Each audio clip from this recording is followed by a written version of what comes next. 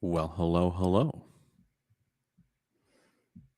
I'm gonna tell early Alan he today. needs to get paid every time you do that. Yeah, I guess. Well, if we're starting to claim royalties from Andrew, I have a lot to claim. I'm sure that the folks from the BBC and from Amazon would also have a lot to claim. Yes, Anyways, correct. hello everyone. That's the only thing that isn't claimed. I think that is actually Probably is. Yeah. someone's Robert. Yeah. Yeah. So, good morning. Bold of you all to skibbity into a Riz town like this. Echo at I'm ending Rizal? the stream. Is there an echo? How's the audio, guys? Are we like demon robots again? Because that's always fun. No, I think that was a EU problem. That was a skill issue. It regularly is. Yeah. Yeah. The chat says The the audio audio is is for for real, real, no no cap. capping. God. See, there was an echo, but it's because you guys were talking at the same time. Yes. Yeah, Do we people don't still hear any say- echo. Do So it people must still be on say no Andrew's cap? side. No, I don't hear any echo either. Yes. Someone's in the chat said so.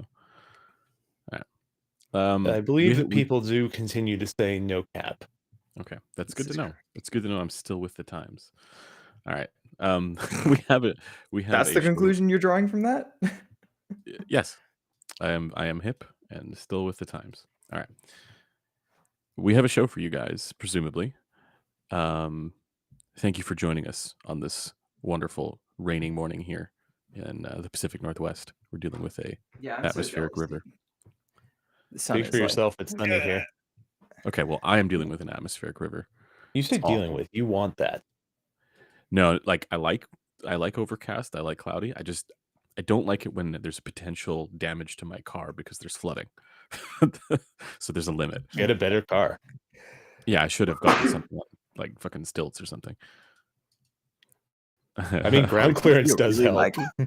Yeah, I could put a lift kit on my Toyota Corolla.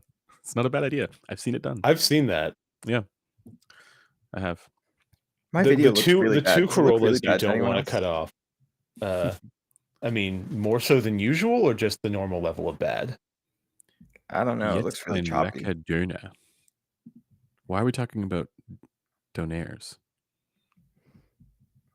Doners are not lecker. They're great. If you have it Bad done take. well, they're fantastic. Dude, Middle Eastern Okay, food, thank you, Turkish food, Flourishing all that kind Fox. of Hold stuff. on, I mean, I'm gonna- technically, it's also German food. Oh yeah, but, no, like, Griffin is 5 FPS for us now. that's We're a just thing used to you- that because that's how he moves in real life. Yeah, hold on. But no, Middle Eastern food is unbelievable. It's so when it's good, it's so good. I'm Actually, addicted to it's it these German days. food. That's why I said German food as well because it's Turkish German. It's kind of like connected. For Like, Döner, at least. when you're having a curry, thank Currywurst. England. Yeah. Currywurst is the best English German food, clearly. Yeah, on the long list that we have all tried. Let's go Yeah. ahead and go through all of them real quick for chat, I just in think the case. gummy bears are probably the best German English food that I've had. Nominal. Are you the guy who met us at Can Jam SoCal a couple years ago and sat down with us for food? I believe you are, based on your picture, but I could be wrong. I think we should probably get into the live stream, into the topics. We have some topics. You're not. Okay. We do. Just give me a second. I'm just trying to get my camera back to normal. Why are people speaking German in the chat? Because Stop bitte. wir können jetzt ein bisschen Deutsch reden. Das ist toll. Okay, Ausgezeichnet. I'm just going to say German things from now on.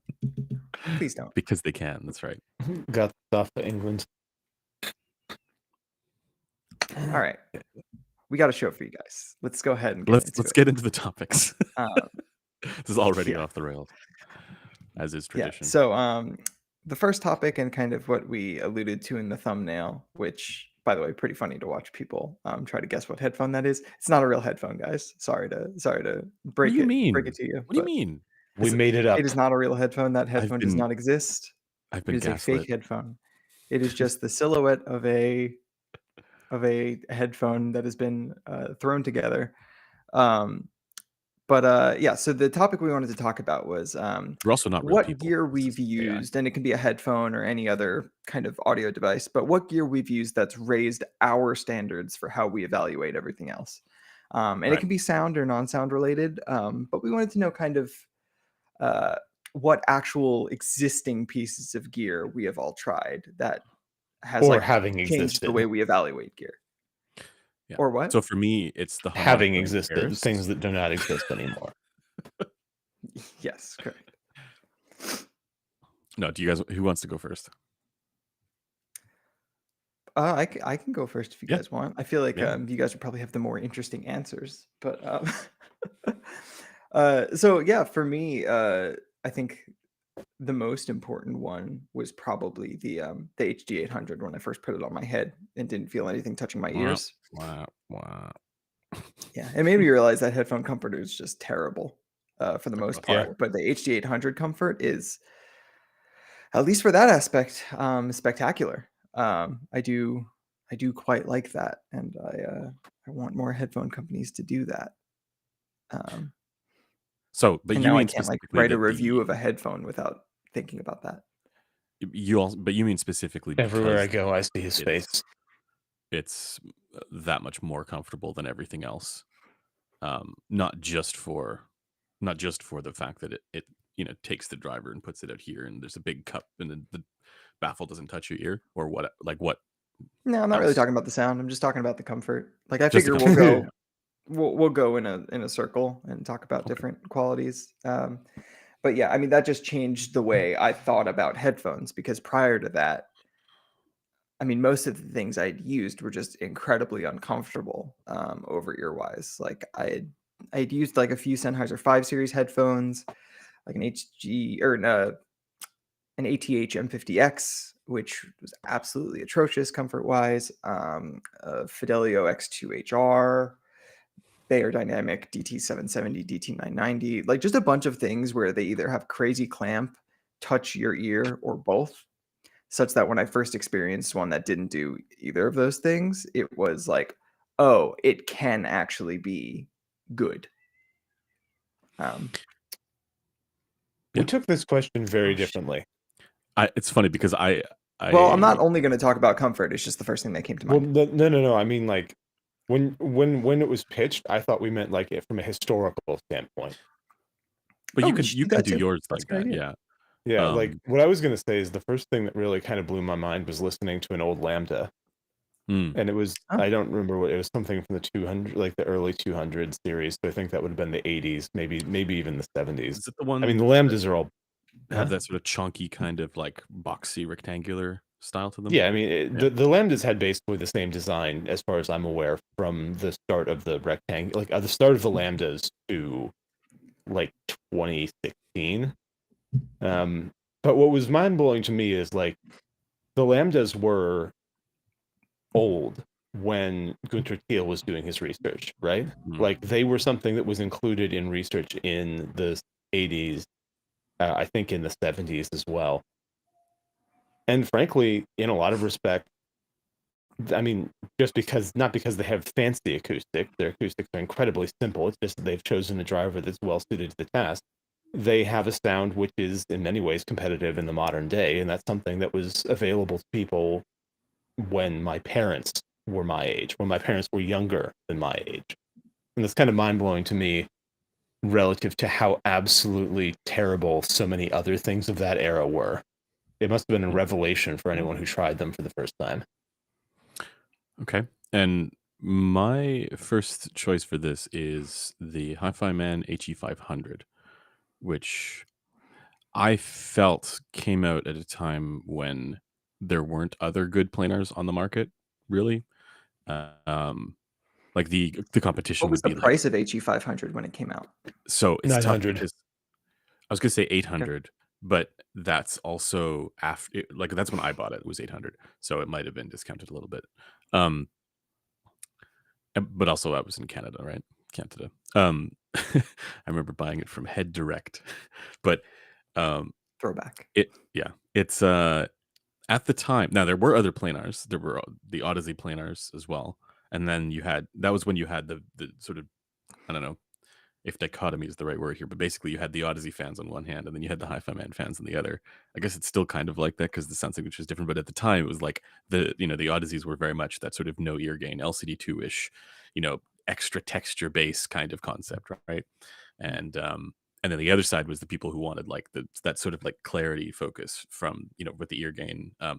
And that's where the Hi-Fi Man HU500, in my view, kind of changed the game because I wasn't aware of any other planars that were like that um, at the time. The other thing is that well, it was challenging to drive, but it wasn't as challenging to drive as like the HE6, right? Because the HE6 was Or the HE5 memory serving. yeah, yeah. So it really, to me, it was kind of a watershed headphone where it's like after the HE500 things actually started to get. It's fine. I want to say they started to get better, but in many ways they just didn't live up to it. They continued to not live up to it. So it was that kind of like, it raised the bar in that respect.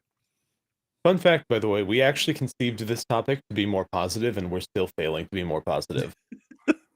Hey, that's positive. The Well, no, we're HE500 is being a great positive about the headphones we like, which Mhm. I don't think our audience wants us to be inauthentic. Yeah. But I think starting it as a positive topic People are is saying stream lag. the whole stream, Well, or you is it just say the camera? It's not receiving enough video to maintain. oh yeah, no, Oh yeah, there's big frame drop. Are you getting frame drops in your OBS? yeah, it No, but I looks mean like like it. it's on the streaming stuff. Oh wait, is Griffin streaming today? Yeah. Oh, Yeah. that explains a lot. No offense. Do we usually have What do you this mean, no problem? offense? Well, So, I mean, do you like, have anything no, else we running in don't the usually have background? this problem. Turn everything else off I because just have do I need Chrome open for no. ping? No. Okay. Oh, maybe. Yeah, probably. He's gone now. Okay. So it was just that and Discord. So I closed Discord. Yeah, shut everything else off because your computer is a potato I think it's and also needs just to. hot in here. Mm, That might be an issue. yeah, Is your laptop Yes. overheating trying to stream? it's Do a you need a pro Might gamer be. stream box? it is a Mac, so that is Yeah. One sec. the problem. Hobby Talk says Chrome is a RAM hog. Wait, I've just refreshed it and things are looking okay. Well, while we need something uninteresting, Watashi Kinaramas says Asian food in general, including Middle Eastern and Southeast Asian, is far ahead of everyone except for Africa or France. Controversial take. I do love me some Asian food. Kind of controversial take.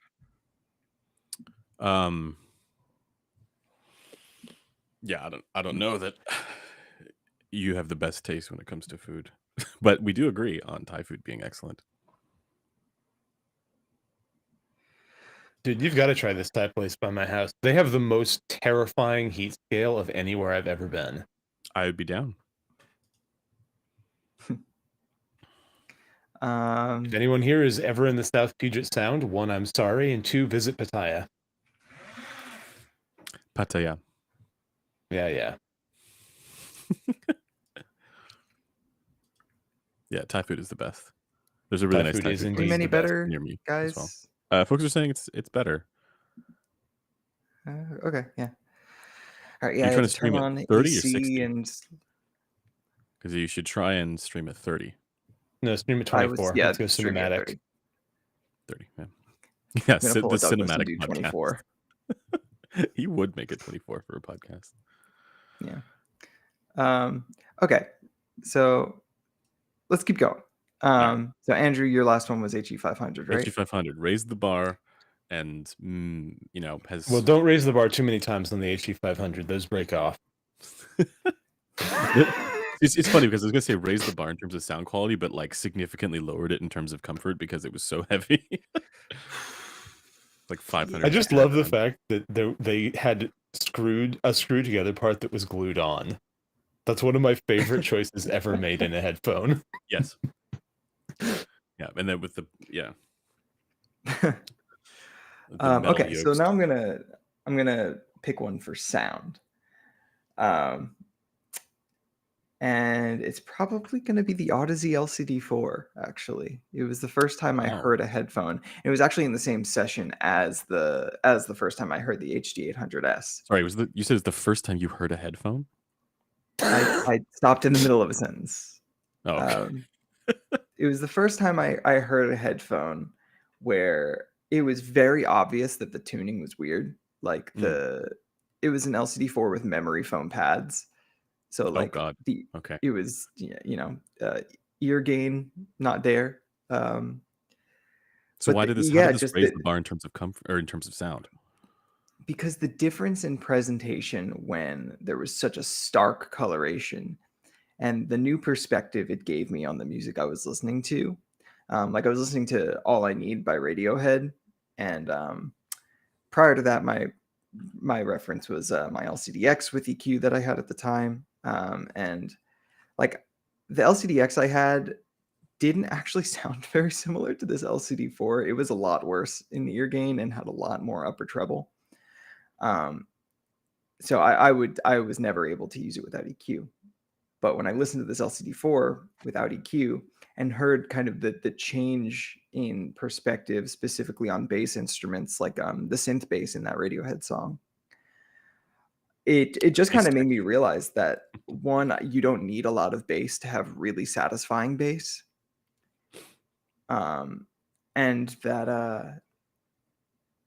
I don't know, like what people would, I guess, call the norm of tuning is like totally what most people should be aiming for, but it's not the only enjoyable way to have an audio experience. Mm-hmm. And I really enjoyed that aspect, and I enjoyed listening to that headphone. I was very grateful that my partner sat there as I listened to that headphone for probably a little bit too long. Right. Okay. Good pick. Trying to think what else for me raised the bar, but also like I in mean, that sort of historical sense. I mean, we gotta mention the HD 600, right? so Or it's funny HD, because the HD 600, the first time I heard it, completely underwhelmed me. but yeah, but it's not. It doesn't give you Certainly that happens. wow. It's the thing that grows on you over time. It's like Like fungus. yeah, exactly. Yeah, like Griffin. No, I mean, like, I'm thinking about it. I think the first headphone that had really impressive bass to me was the original HE 560. I remember getting that and being like, oh, that's Really? what headphone bass can be like. I feel Yeah, like well, okay, it could be so much better. you've heard of my HE 560, which is I now dead because of our experiments, and Yes. you know that its resonance frequency is like 30 hertz in free air. Oh, so were you getting a That's like a sick. Yeah. gap?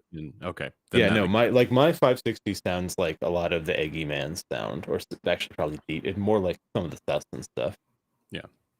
Um, Yeah, it the was unveiled is like 30, 40 hertz as well for the Yeah, resonance so no, frequency. I always get an air gap. I've got a weird shaped head, and I used to wear thicker frame glasses. So, and Yeah. so I was very used to headphone bass being very lacking. So that was sort of a moment where I was like, oh, headphones can do, and particularly because that was bass that was not very boosted in the mid bass. That was just like present. It Unlike the Harman shelf, it was a more gentle rise, but it was still primarily concentrated in the very low bass. It Yeah. was a moment of like, hey, you really can do things with a low bass without fucking everything up. Yeah. So I enjoyed that. Yeah. And I actually prefer bass like that, over the Harman shelf because I feel the Harman shelf kind of softens the bass a bit, even though it gives you I can more. see what you mean. Yeah. I would prefer, ironically, I've been thinking about this. I kind of prefer like a high Q peak in the lower bass and then a smooth shelf above that to the second order shelf filter. Maybe more of a smooth tilt above that hmm because it Right. gives So me, from just my kind of perspective, avoiding the 60 to 80 hertz emphasis. that and the de-emphasis over 100 hertz. I find that both of those together sound a little Bass. odd to me. Sleepy Rhythms. Thank you very much. Uh, Or gear. we will make sure that we get a burger on headphones.com. We'll make sure. Yachuko, there will be a bit of a problem with me tasting good Donner. He's vegetarian. Much That's appreciated, religion. Sleepy Rhythms. Sorry, Andrew, what were you saying? What was I saying? Oh, I don't know. I think you were gonna give your Oh, my next next take. game changer or Should we bar talk about? raiser. Yeah, okay. Um, Now I have a bunch that I could go to. I was thinking of like something like, um, well, I'd mentioned the HD600 before, and I was thinking, I could say things like, the Sundara or whatever else, right? Because it's like, good sound quality at a much lower price tag than what some of those planners would have been at before. Mhm. Right. You But could say the Sundara, but it's not like you liked it, Baka. no, it's okay. It's okay. No, I'm gonna go a very different route. I'm gonna say this is also for me, and I don't think either of the other guys here share my thoughts. But for me, one of the most incredible experiences of detail in with headphones was the first time I heard the Focal Utopia. Um, Oh, interesting. and also that was back like it was roughly around when it first came out. I mean, the Utopia and the Allure came out, and I think I actually heard the Mhm. Utopia at the same time when the Clear came out. I remember Mm. hearing those kind of side by side or back to back. But yeah, to quote Tyle Hertzens, it was the headphone that did the best of allowing me to peer into the music. um, and so for whatever reason, its fine grained features aligned very well with my HRTF and my preference. So it was that experience for Yeah, me. I actually had a similar experience with Utopia. And I feel like a lot of people kind of dog on that headphone for having like kind of those scratchy narrow band treble peaks, but also I don't hear them as the fact that peaks. it's It's like weird. that it It well, I sounds mean they're smooth. there. It's just if they don't bother you, then they don't bother Yeah. you. But like the real HBTF closeness in variation or stage of them, like the fact that to they image like in your eyeballs, like is a negative to a lot of people. yeah. And I find that's a pretty common impression. Like you don't get people saying they're like, a crazy spacious headphone very often. Some people probably think that, but I don't know. I feel like that hyper closeness of imaging is very Yeah. good for the kind of like Well, detail thing. Oh, I it forgot to do the also card. it does the nice rip. It does the that 1.5 kilohertz forwardness thing, Yeah, which well, I think that's a big contributor to the closeness. and it is, but also it is a contributor to that. To me, is responsible for the timbre thing that people comment about that and in combination with the treble. But like when listening to like piano recordings and things like that, which is my jam, it really does. You know, it brings that forward a bit, and yeah, you get extra clarity for some of that stuff. For sure. There's the OG Utopia. So that I feel like I Mm. heard it. Yeah, it was like in 2017 or something, 2018, because it was right around the time the Clear came out, which came out after the initial too. So yeah, That's right, Joel. I mean, if we're doing flagshipy stuff, like the Utopia was not the Utopia. Fucking, I hated the Utopia. I didn't hate it. I heard the Utopia and I was like, this is like a worst HD 600, and I kind of still hold that view. But You're which correct in that ironically list. puts me in concert with a lot of people who love the HD 600, which I don't. But see, no, this is the funny thing is I love the HD 600, but the sound of the Utopia was still more impressive to me. Now I would go Yeah, back and I would probably identify its sound more correctly, I think, as colorations, right? But at the right. time, it was like yeah, I didn't have that context. It was like, whoa, this is doing things to the music yeah, but in a way that Utopia I raised like. the bar for you. It I made raised it the bar. Yeah. Yeah, yeah, and it there's a made sense in which that experience knowable. 600 also raised the bar, just in a very different way. If that makes for different things, if that makes sense. Yeah. I think that the headphone that's most recently raised the bar for me was the Orpheus, actually, the HE1. Mm. I very much liked Hmm. it. It's one of a fairly It's small okay. number of headphones that I've put on my head and been like, yeah, this is worth more than $1,000, you know? Like this is a headphone that is ergonomic. The sound is maybe not perfect. I'm sure that you could with some time and some EQ adjust it and find it to be, better. But it presents music in a way that I find really satisfying for every genre. I mean, obviously it's a headphone that has harshness, but guess what? So too does music. but I found that everything I listened to on it, I really just enjoyed listening to, and I wanted to listen to it more, which is Yeah, but something that when you're as jaded as I am to audio is infrequent. It's very rare that I put down a headphone and I'm like, I wish I could keep listening to that when it's at a show or whatever. now, did it make you cry? No, here's a funny thing. I actually did almost cry listening to music last night, but it still isn't the goddamn reproduction system. It's the music. There you go. Mhm. Because it could be even on not great reproduction system if it's good music, if it's emotive, Exactly. emotional. I don't Damn know, right. emotionally resonant music. It can hit you in the feels. Damn straight. I was gonna roast you for something with the HE one, but I now forget. Feel roasted though. Oh I yeah, mean, it's I was the gonna say you're HE1 clearly is price Feel basically biased. roasted. well, I mean, I was gonna go with is the easier roast is congratulations on your expensive HD 800. Like, there are common flaws between the That's two of true. them. That's true. Yeah. I mean, it's also not that it's not that different from like an. There are other headphones that have similar kind of sound signature with that kind of dip there at like 1.5K or whatever it is, 2K. You Mhm. know, Yeah, not a fan, but I do think ergonomically it's actually almost enough to like justify it being over $1,000, as Blaine says. Obviously, the price is ridiculous and I will mean, never they be did justified. carve the But amplifier from a block of Carrera marble. yeah, that was a bad idea. That's what we call a that's bad a terrible idea. idea. Yeah. That's what we call a Um, pro gamer move, actually. No, it's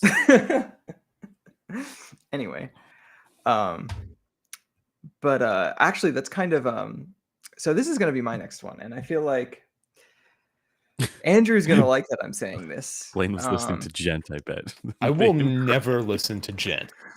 Who the fuck is screaming, listen to Gent at my house, motherfucker? Show yourself. I will never listen to Gent. Uh, Anyway, hey, Periphery's all right. No. so I'm gonna say it, and I don't think Blaine's gonna agree, and it's kind of unfortunate because it doesn't really have the sound that I want. But I really feel like as far as like a feat of industrial design, the HD 490 Pro made me kind of realize Yes. that the rest of the headphone market is including Sennheiser themselves in this consumer market are kind of just asleep at the wheel when it comes to like the Okay. actual Okay. comfort and But usability and we're trying to be more positive here. transportability and the what's up? We're trying to be more positive here. Well, I You're mean, just here's the way I you're think just of it though. roasting the Like rest of the industry. when something raises the bar, that like everything else Oh no, like I agree with you. I think that's the is correct take. I'm revealed just to saying the be framing not of as it good. is, yeah. I don't remember physically interacting with the 490 Pro. Have I? It is I don't know ergonomically that you have. Yeah, I exceptional. mean, like on paper, it looks like a lot of the traits that I've liked in other Sennheiser headphones that were well put together, and it looks like they've done them well. So it's a better build than the 6 series, in my opinion. It's better comfort than the Yeah, 6 that wouldn't be series, in my hard. opinion. That also wouldn't Yeah, be hard. it's like not quite as good mids, but still Yeah, competent. Better bass I mean, I extension. think those mids would be better for me. Yeah, maybe. Yeah, actually. probably. Better Yeah. bass extension, way better ergonomics. The treble is you might actually like it because it's a bit more in certain It's kind of places. between HD 600 and 800, but with a little more Yeah, 4K than either. yeah. Um, I still uh, think it's something to EQ, right? Because like for I sure. prefer the default sound signature of the HD 600 and 6XX and 650, Yeah. but the ergonomics make it's just a much more capable platform overall, in Yeah. my I, opinion. I just think as an all around product that came out, was it this year or last year? Yeah, this I think year. it was this year. Yeah. Yeah, I don't know. It just kind of made me realize that, like, yeah, even though the sound isn't good, there were so many things I liked about The it. sound is fine. Stop saying it's not good. I mean, The sound is good. Think about how it's many fine. products It's out there like are terrible. well, no, it's absolutely not terrible. And I said in Yeah. my review, it's not like I would still take it over like a Sundara or a 109 Pro or It's a it's a lot of other better things it's that a are better comparable. 560S, right? Like it's like Yeah, if I you would took take it the over a 560S. 560s for sure. Yeah, exactly. Which not a lot of people are doing that. in a chassis that like feels really good in the hand and on your head, comes with great accessories, all that. Yeah, Yeah. I think that So yeah, that kind of raised the bar in terms of like modern headphones for me, because it's really not that expensive when you compare it to everything else out there, and I would take it over a lot of things. I mean, yeah, it's like what, 380 normally. It's not terrible. 400 straight, Yeah. 399. Maybe I was looking at European Which, I prices. mean, that's not insane. I mean, it is insane for most. Like, that's more than even people spend on ANC headphones for just a passive headphone, but that's not insane in our world. Yeah. It is really nice to hear that ergonomics and build were big priorities. And I will point out, it looks like they took a lot of inspiration from a certain other Sennheiser headphone. Like, Joel They says it's did. like 1,600 Canadian. Yeah, that's that's the reality for us. We're All right, talking about I the got HD 490 Pro Cinnabon. Well, I guess I've we're got done another talking about it now. product that raised the bar. If you guys, Yeah, go for it. the I think I know what it wait is, for it, but Apple AirPods Pro 2. I've oh, never heard them. okay. But I I don't mean, think you would like do them, they not Blaine. raise the bar? Right? Like, are they not like? Oh, absolutely. Yeah, yeah, yeah. Yeah, They, yes, in they, many ways, they raise the yeah, bar. Yes. yeah. Now, in many ways, they're also incredibly frustrating, and also the QC on them is not great. It's not. The ANC is not great, but the sound is great. The sound is great. Wait, For you don't what it think the is. ANC is great? No, You might not have good ear tip fitting. no, it's not just me who's reported. It's a common problem where it's inconsistent and some like between the Mm. two earpieces. So sometimes you get Oh, stronger ANC on one side than on the other, and it's part of their like whoa. adaptive thing, I think. Um, yeah. So Got it. that's one area where they could do a better job. I have my brother also reported the same thing, and he is an Apple user, right? So it's not just the fact that I'm not using Sure. Apple. Yeah. Yeah, this is probably the first time I've heard someone like say or report it wasn't good as an The experience. ANC on Generally, this I've heard very is good a things, lot and is when I've better. owned them briefly, it was very good. We got Yeah, no. fucking someone who's as old as I am in this chat. Adnan Feroz says his first hi-fi thing was the Ultimate Ears Triple Fi 10. I haven't heard Oh, that since damn. 2012. Yeah, that was like one of That the shit first is popular ancient. hybrids, right? Was it even a hybrid? Maybe it was. I don't remember. No, I don't Would think be so. might okay. be. Wasn't Here's the K5005 was the first hybrid, wasn't it? No idea. God, I hate I hate the fact that I'm old. would we include something like the Denon or whatever it is, the Cal in like products that raise the bar? I probably wouldn't personally. Well, is Um, expand on that. Only yeah. because, at the time it was like, you were going to get an M50 or M50X or whatever, right? Or that. Like that came out in what, like 2008? Well, no, I mean the Denon The Denon. G1000 was Yeah. or 1001 or whatever was like 1001, yeah. earlier than that. Yeah, yeah. Mm, That's the one I'm thinking of. And then it became the Yeah, I mean Cal. I mean it's the same Foster OEM headphone, Yeah. just with different branding on it. And Yeah. it's always been a good headphone. I think I don't know. I feel like it's kind of unfair to compare it to closed headphones though, because it's not really. It's like it's not very mm. close. Yeah. So it's like, and that's always been the problem with the Denon, well, the Foster things, right? Is that they sound good for closed if they were closed, but are they closed or do they just have a sealed cup? Sorry, Kyle says the D1001 is the D1000 with a fabric bag. Wow. Guy reaching into the archives. Kyle is also Yeah. old. And to be clear, like when we're talking about Blaine being old and now Kyle being old, it's audiophile old. So Yeah. they are the boomers of our hobby that we haven't scared away yet. Yeah, the first audio posts I made were within like a month of the NWAV blog, a guy blog going inactive. Yeah, that totally unrelated blog that has nothing to do with you. I mean, I thought it was pretty fucking weird, honestly. Like, everyone was talking about him. I read this guy, he's like, wow, he just disappeared. That's fucked up. Wonder where he went. Yeah, I wonder. I know. AudioCAD Hi-Fi, I would actually say so. I would say that the 490 Pro is more comfortable than the 109 Pro because the 109 Pro's ear pads were not Agree. quite big enough for me. And the way it sat against my temples was a little clampier and a little bit more like top temple heavy of a clamp. The 109 Pro 190 was Pro is also... just... Go ahead. I don't know. I just didn't find it super comfy. I'm not super a Yeah. fan of the 9 series, I guess. What do we call that series? The because it's not the 90. not a It's not the series. 9s anymore. It's not a series. It The is a series. Meze... Well, the Mezes that have Yeah. that same headband design, because Yeah. it's the Oh. 99 Classic, the 109 Pro, and now it's the 105. So what the fuck do we call them as a group? Meze's dynamic they- driver headphone. Yeah, I guess. Oh yeah. No, that's their dynamic driver lineup seems probably the easiest way to say it. Yeah. Eh. All right. Until any they change other that anyway. any other raising of the bar products?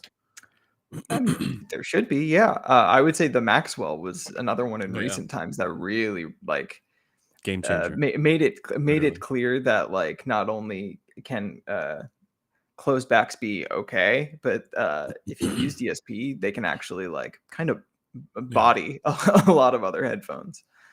Body. Yeah, and Whatever that I means. was I remember I sat down at the Odyssey booth at CanJam. I think it was 2023 at this point.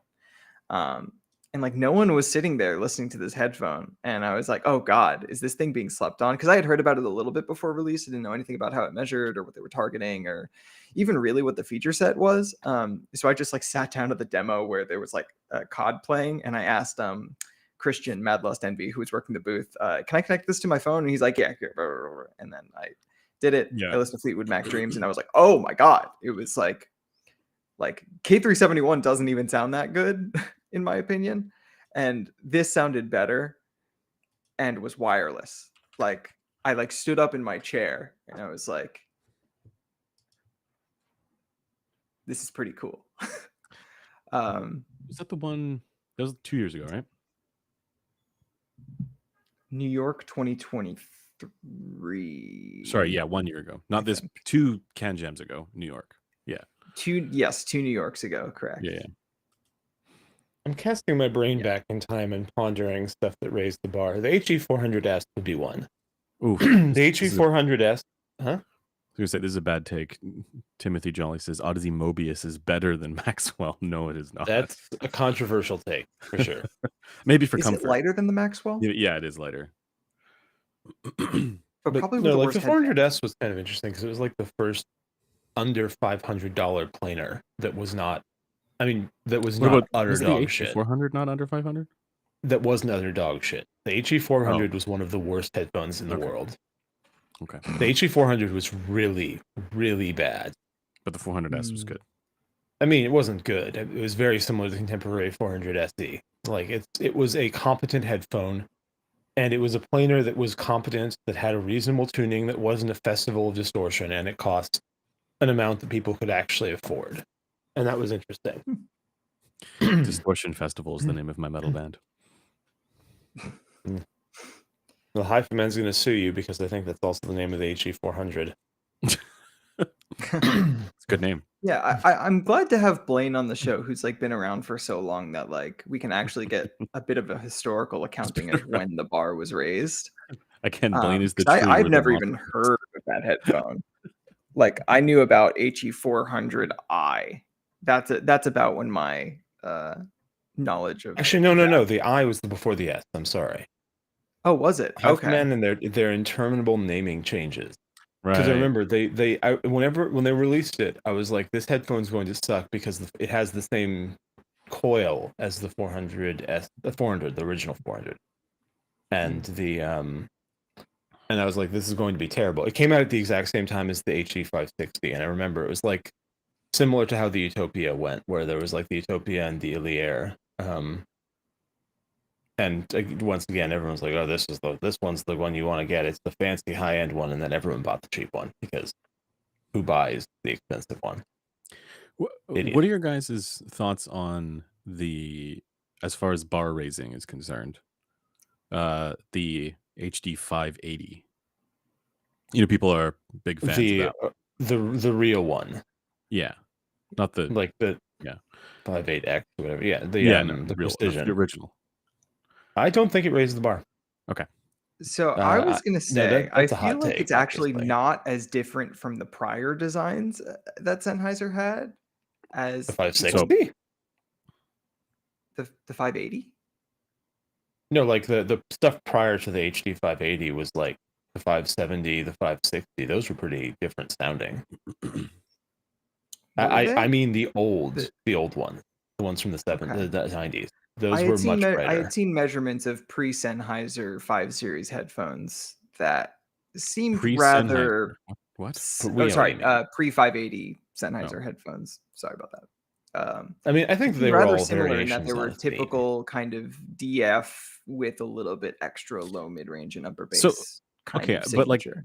Blaine, because you are Old. audio's old man in the sky. I'm definitely not, but I'm older than the other people here. uh, as far as products that would have come out back then, what would have been the competition for the HD 580? And I'm thinking of maybe is Bear Dynamic in that conversation, like a DT80. The DT 880 had already existed for some time at that point, and that's the Okay, logical point. so then we The would say AKG DT880. 701 was released, I think, in 2002, maybe 2003. I mean, And that 580 was a was, good deal before that, though. That was like Yeah. 1993. yeah, but the 880 was a good deal before that. That was like Yeah. 1981. Mhm. And that's why I don't find the 580 to be really a revelatory thing, because the DT880 and the HD 580, I think you can make reasonable comparisons between them. Mm. Hey And Kyle, how do you feel about the HD 580? Tell me about infinite scaling. I mean, Kyle also has like the best 580 I've ever heard. Like Kyle's 580 sounds like a 650, and I am insanely jealous because we received them from the same person Okay. at the same time. Like I had a 580, he had a 580. We both bought them from Phil, and his sounded so much better than mine. I was so upset. Okay. Okay. yeah, no, I And mean, like, so I we're don't know, like, saying DT880 is more of a game changer bar raiser than the 580. Is that what we're saying? I mean, that would be my position. Like, if you compare the 880 to the headphones of the 80s, Hmm. it's more impressive than if you compare the 580 to the headphones of the 90s. Of course, then we get into the whole, well, stacks already existed, right? And there was already the Yeah. biodynamic. Oh shoot, what was did they use a different nomenclature, or was it the DT1000? They had their own electrostatic. Back in the 70s and God. 80s, everyone was having electrostatic flagships, right? Like there was of course the Cost ESP 950, which is another of those quite old. I think that one was from the 90s, but still quite old headphones that is relatively quite reasonable. Sennheiser, of course, got to the HE90 and HE60, but I think they had one before that, maybe? I don't remember. Biodynamic had one. So there was like, and Pioneer maybe had one. God, this is getting into stuff that obviously I wasn't born then, so I'm relying on whether the archives are complete.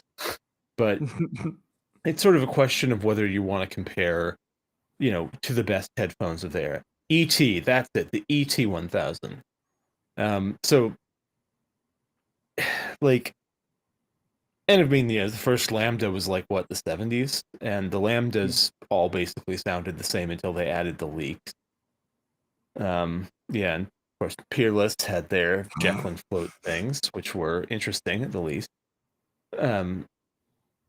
What I mean is, like, it's hard to say when the bar gets raised historically, because like, is your reference point, a Sax Lambda system that you bought in 2011 would sound not that different to one you bought in 1980. And that means that the one in 1980 would be really pretty close to the best you could get.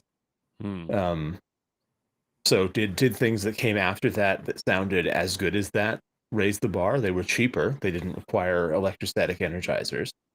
But, I think if you can do the rationale or justification for it in terms of price or whatever particular dimension, it could be game changing, right? well, I mean, the price on the HD 580 was not low. When it first came out. Yeah, wasn't it like $500 nominal? Yeah, I think it was 500 or 600. Yeah. Which in modern terms would be like double that almost. Yeah, it was a Maybe flagship actually back straight. then. Yeah. So, and I mean, it's a good headphone, right? Like it's a good headphone, Mhm. but yeah. But yeah, no, the Kyle saying the normal bias lambda sounded a little different. Yes, they sounded a little different. So did the 1980 DT880 versus the fucking 2020 DT880. It's still very similar. You have to go back to like the SRX for it to sound really different. Is there anything in the last 10 years? What would you say in the last 10 years is the biggest bar raiser for sound quality There's a lot. specifically? Oh, Yeah. well. It was easy and then you made it hard. So last 10 years for sound quality, biggest bar raiser? Yeah. Oh, that's a Would you good prefer question. last 5 years or like Well, I think longer time will make it easier. okay. Well, if you extend it out to 17 years, it becomes very easy for us. But until that point, Wait, is it 17 years? isn't it? I thought that the HD 800 came out on the eve of the financial crisis. Oh, I thought it was 2009. It might be 15. That is all a blur for me because I was like at most peripherally aware of the hobby in that era. Mm. So I had to reconstruct the history there. Yeah. I was Like what in undergrad and not into I was just a wee lad. good I stuff. was Yeah. 13 years old. But I still knew about HD 800 and wanted one when it came out in like 2009 when I was like 14 reading Tyler Hertson's. Okay, but last 10 Shit, years but- it's not in the last 10 Yeah, years. So, no, okay. no, it is not.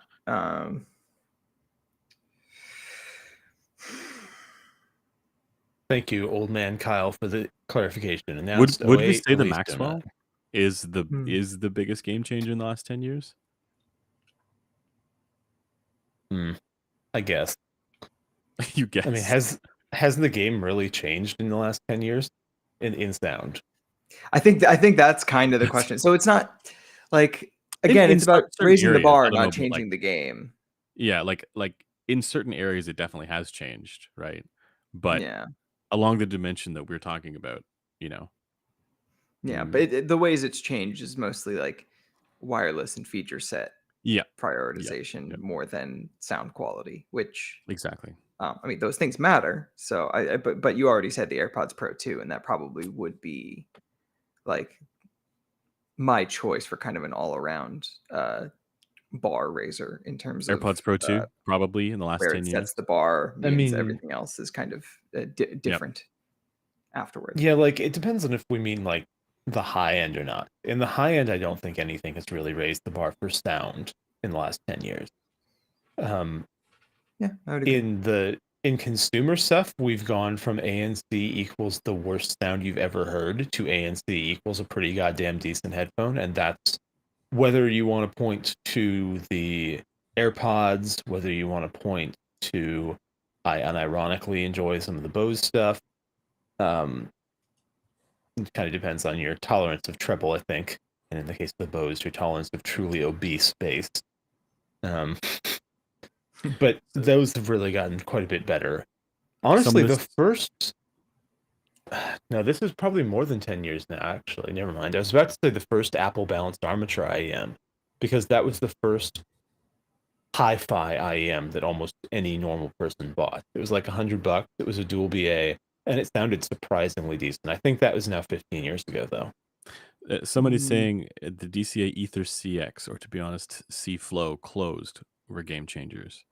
How do you guys I feel about agree with the Ether as DCA a game changer, but not in sound. in terms of ergonomics or what? I think that Dan was one of the first people to really take, actually the first person making planers to really take ergonomic design and mechanical design truly seriously. See, I would No, want I to agree. say yes because I think that he's made improvements since, but those initial Ether Hmm. headphones were horrifically uncomfortable because they were so clampy and you couldn't do anything about it because the Nitinol headband was fixed. It had too much clamp Oh, pressure to begin with, Yeah, and the so they pads set yeah, I the think spring that's a tension at the wrong point. at the wrong exactly. After yeah. that, they moved to the Eons, and they were still too clampy, I felt, but it was better. Um, So the thing is, but I feel like Dan's designs are still clampy, like too clampy, but the difference is back then, like with the original Ether, like they were way lighter. Like the original Ether is like, and oh, this is kind of the why I open agreed back. with Blaine. When I put it on my head, I was shocked at how Yeah. light that thing was. And like, The yeah, it Eons are wasn't pretty like the light. most comfortable on the sides of my head, Eons are about but it's 330, 340 grams. It's pretty light. No, I mean like that's what I mean though. Like that was mm, and that's a really well constructed chassis, right? Like all of them. Those yeah, are either CNC or cast aluminum, I don't know which.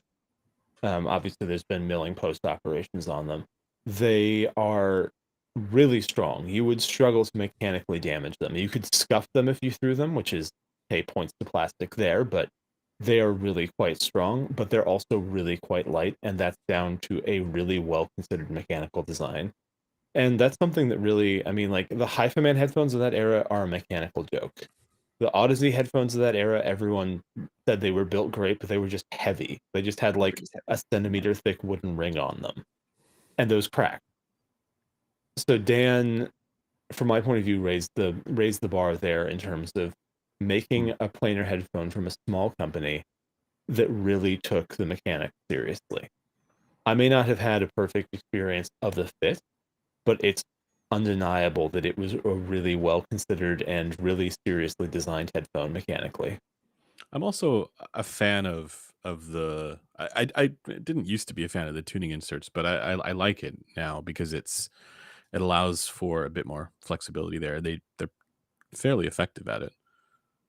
Yeah, I mean, I've always been back and forth on that. I wasn't a huge fan of the dot thing he had when he was selling T50 mods, Yeah. just because the consistency was very poor. But not his production, just in terms of placing them Yeah. and measuring the results, you would be in hell. Um, I'm not a massive fan of the waveguide thing. Um, I yeah, The AMTS. yeah, just because it doesn't, for whatever reason, it makes those headphones sound worse on my head. The E3 I think is okay, but I still hear some peaks there in the treble that I don't see in the measurements. You know. I Yeah, I mean, also do not. I mean, I have theories about why I don't like the sound of Dan's headphones. But I from the thing that I would point to them as raising the bar in is the mechanics. Like Right. those are a really good design. I guess you could also point to when did the Empyrean come out? Yeah, that's in the last 10 years for sure. Yeah, that's so the honestly Empyrean was one probably of Yeah, a good one. for yeah mechanical that's design. one of Yeah. mechanical and aesthetic. Like Antonio is an industrial designer and it shows. Yep. That's a I mean it's a very maximalist headphone, so it's not necessarily It's everyone's cup of tea, but it's a very coherently designed headphone. Yep. Um, would we say something like the AKG K371 is I a guess. bar raiser? No. Okay. no. I mean, like it raises the bar for. Just for Well, I price mean, oh for that type of close back. yeah, Yeah. like what do you get other than that historically? Like you'd get a 770, which is worse. You'd get a MDR 7506, which is worse. Right. Although at least it will survive more than a year. Um, I don't know. I mean, like you could say it raised the bar for sound. Like the sound of the the 371, the 361 is a raising of the bar for closed backs in that space. Yeah, Hobby Talk says the SRH 440. Honestly, Not the new ones though. no, the new ones are worse. But the original ones were also built so badly that like it's one of the few things where I would say it's like potentially actually worse than the K371. Yeah, And it was so incredibly unergonomic that yeah, look, I'm not a lover of the K371, but I gotta admit that it's at least in terms of building comfort better than that headphone. Kyle says the LCD3 raised the bar for price. That's true. That was probably the first known Yeah. brand to charge more than that was like $2,000, right? Like more than like a $2,000 headphone was pretty novel. Mhm. I'm not really sure it raised the bar in any respect that I'm happy about, though. Then Harmonic Dyne lowered it again with the same, well, basically an LCD3 driver at whatever the price of that thing was. You mean monoprice? Well, Monoprice first, and then Harmonic Dyne. Mm. I didn't even know I think Harmonic that Dyne did a Shankar like would take Odyssey clone. some exception to making that comparison, not least because those drivers did actually measure worse than the LCD3 drivers, although they The were very Monoprice ones clearly. did, but the one that was in the Harmonic Dyne did not have any of the excess, or any of the internal resonances. Interesting. What was it called? I'm blanking on the name. I don't know. I don't pay I have it attention Yeah, I to here didn't him. even know it somewhere. existed. Yeah, it's the one that it also has no ear gain. And it's like the most cursed thing ergonomically, complete fail ergonomically, like just non-functional. But it is the same. I believe it's from the same group the same platform that did those other ones. Um, starts with an F. Um, I mean, the ER4, obviously, the ER4, that raised a pretty significant bar for in-ears. Like, prior to that, you had, like, little concha When did phones it and come stuff, out? and those were crap. 91, I believe. Yeah. Okay. Yeah. ER4 gets the sniper approval in 1991. Yeah. Yeah, and I mean, it was one of the first and one of the few headphones that was ever sold with a proprietary EQ to fix it, right? Like that and the Stax SR monitor, ER4 SRM. came with like, are you talking about like an EQ profile or like the adapter? Griffin, this is the 90s. This was a box. They had a box that Oh, equalized it so that it would replay Keymar recordings properly. that seems like a reasonable idea. that's Yeah. pretty cool. Yeah, no, Mead Killian had a thing about it. Really smart guy. I think that Mead is part of the past generation of scientists in a lot of respect because his focus has not been on high fidelity audio for a while. So his stuff it doesn't engage with a lot of the stuff we're currently talking about, but he was, for his time, very, very innovative. All right, should we move on to another topic here? We've done this one for a bit. I can't think of anything Yeah, as else. long as there's nothing else you guys want to mention. ER4 was going to be on my list, but we didn't mention many G200 IEMs, did Harmonic we? Dyne. Harmonic Dyne G200 is the one I'm thinking of. Oh, okay. That's the one that has the LCD3 driver. Are there any other And IEMs you guys think raise the bar before we move on? the Visonic GR07. That God, I did hated actually, in its era, that raised its bar, I would say. It Why do you say was so? an under $100 good IEM. Okay. Yeah, I mean the measurements of it look decent, except in the Blessing low 2. treble. How can we forget the Blessing 2? That changed the game. Meh. Disagree. Yeah. Yeah. If anything, I was gonna say like the final E500, because it was like even cheaper. It was like $25. Came with like a When did full that set of come chips out? and it was actually reasonably tuned. The only problem is the QC was terrible. Same with the GR07.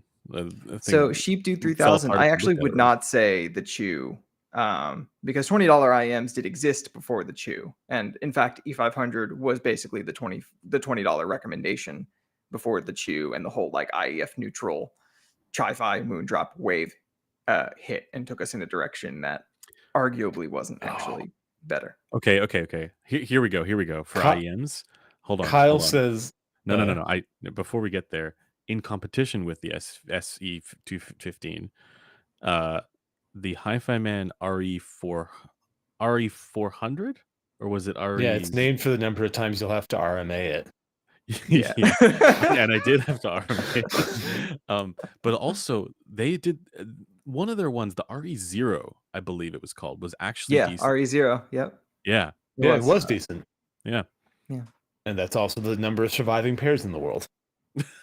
I For really real, have to emphasize. I tried to buy one of those when I came back Mine into the hobby around survived 2020. I couldn't so find shit. much.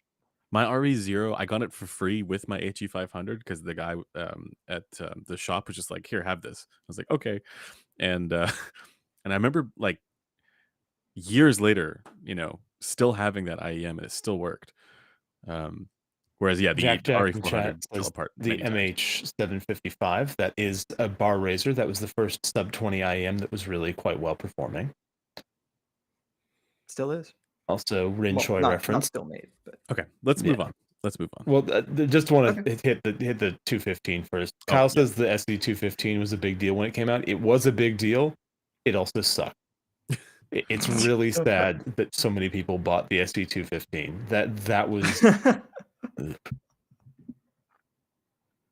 anyway. Yeah. Do you want to do the topic about old headphones, or is that sort of related to what we Yeah, just like did? I feel like that's something we've kind of been touching on anyway, but Yeah. like I guess so the next topic would have been, are there any of these old headphones that you feel like still hold their own, or Yeah. that any current products still have the level of staying power that maybe one of the old but good ones like an HG600 would?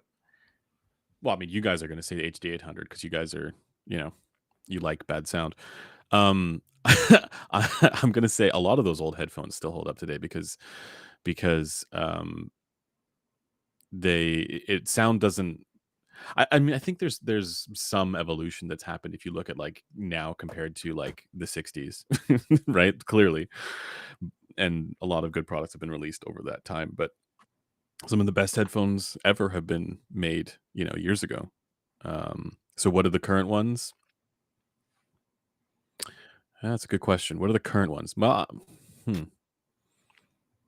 Like the current ones that have staying power, you mean? yeah, I think staying power is also one of those things where it's not just about design quality. Like it depends on if we want to, if we mean staying power in the sense that if you have it still, you'll be happy, or if we mean staying power in the sense of they'll, this they'll will keep still be selling a it. topic Yeah, of discussion.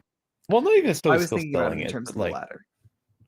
yeah, because like the HE500 has staying power in that people who have them are still happy with them. and But are the still, HE500 was only sold for like what, 5 years? HE6, if anything, has more staying power because of it, because people are still talking about it because they're source memeing, Yeah. Well, and because they're still selling variations thereupon. Yeah, I tend to think headphones like this Vara will continue to be, talked about. Oh, I don't think so. You don't think so? Mm, No, I think that in 10 years, there's almost no chance we will be talking about the Svara. Okay, I'll bet you $20, and in 10 years I'll we take can. that. Okay. yeah, like well, I think the same would have happened for the AG1000 if they didn't keep Yeah. the name and just keep iterating on. Well, that's what I Like, there's a mean. chance that Susvara is just like a series at that price point now that they continue to do for the next however long. Yeah. Because that's kind of what they did with the AG1000. But How about the Abyss AB1266 Phi TC DZ? I DZ forget nuts. that Abyss exists a Stay- fair amount of the staying time, to be honest. Me too. We're Yeah. gonna be talking about that in 10 years. I mean, No. I feel like I'm- Abyss has basically maintained the same level of relevance for the entire time I've been aware of them, which is since the AB1266. Which is they're always kind of known as a super expensive headphone brand, but I don't see them seriously discussed much What outside of like about specifically the core head-fi audience, actually. Ralamanis? I think that if they kept with the ear speaker thing, that it would have that More like staying they would power. have a lot more staying power because that at least is distinctive. Okay. I don't think the Amonis. I think the Amonis will still exist in 10 years and 20 years, maybe 20 years. I don't think that it will be significant in the culture. I don't think like again, but I mean it sort of it's not depends. really Like significant in the culture now. no, I mean it's significant because it's expensive. But I And don't only think among a that will kind of be. smaller group of people. Like it's not. Yeah. Yeah. Yeah, I'm not. I don't know. Like, I do wonder if the composer will still be a thing then. I think that Austrian Audio may keep taking swings at making a flagship headphone until they hit. And when they I- do, then that might be something that lasts. I don't think the composer will be because it's just HD 800 ish. Yeah. At a Well, no, much more like significant price tag. Like, I mean, most flagships are like that. yeah, uh, HD 800 is the one that is going to be way more distinctive and I last mean, longer. the H800 Still. is the most recent Immortal Yeah. headphone, right? Like that's Yeah. one that we will almost certainly still be talking about in 10 years. Yeah. I agree. probably in 15 years, which means that it will have a lifespan that is as long as currently the DT 880, the HD 600, What about the stacked lambdas, the VR4. okay? So here's an interesting question because what about like the Odyssey LCD 4 and the older generation of Odyssey headphones because they've shifted over to that new style of tuning, new industrial design.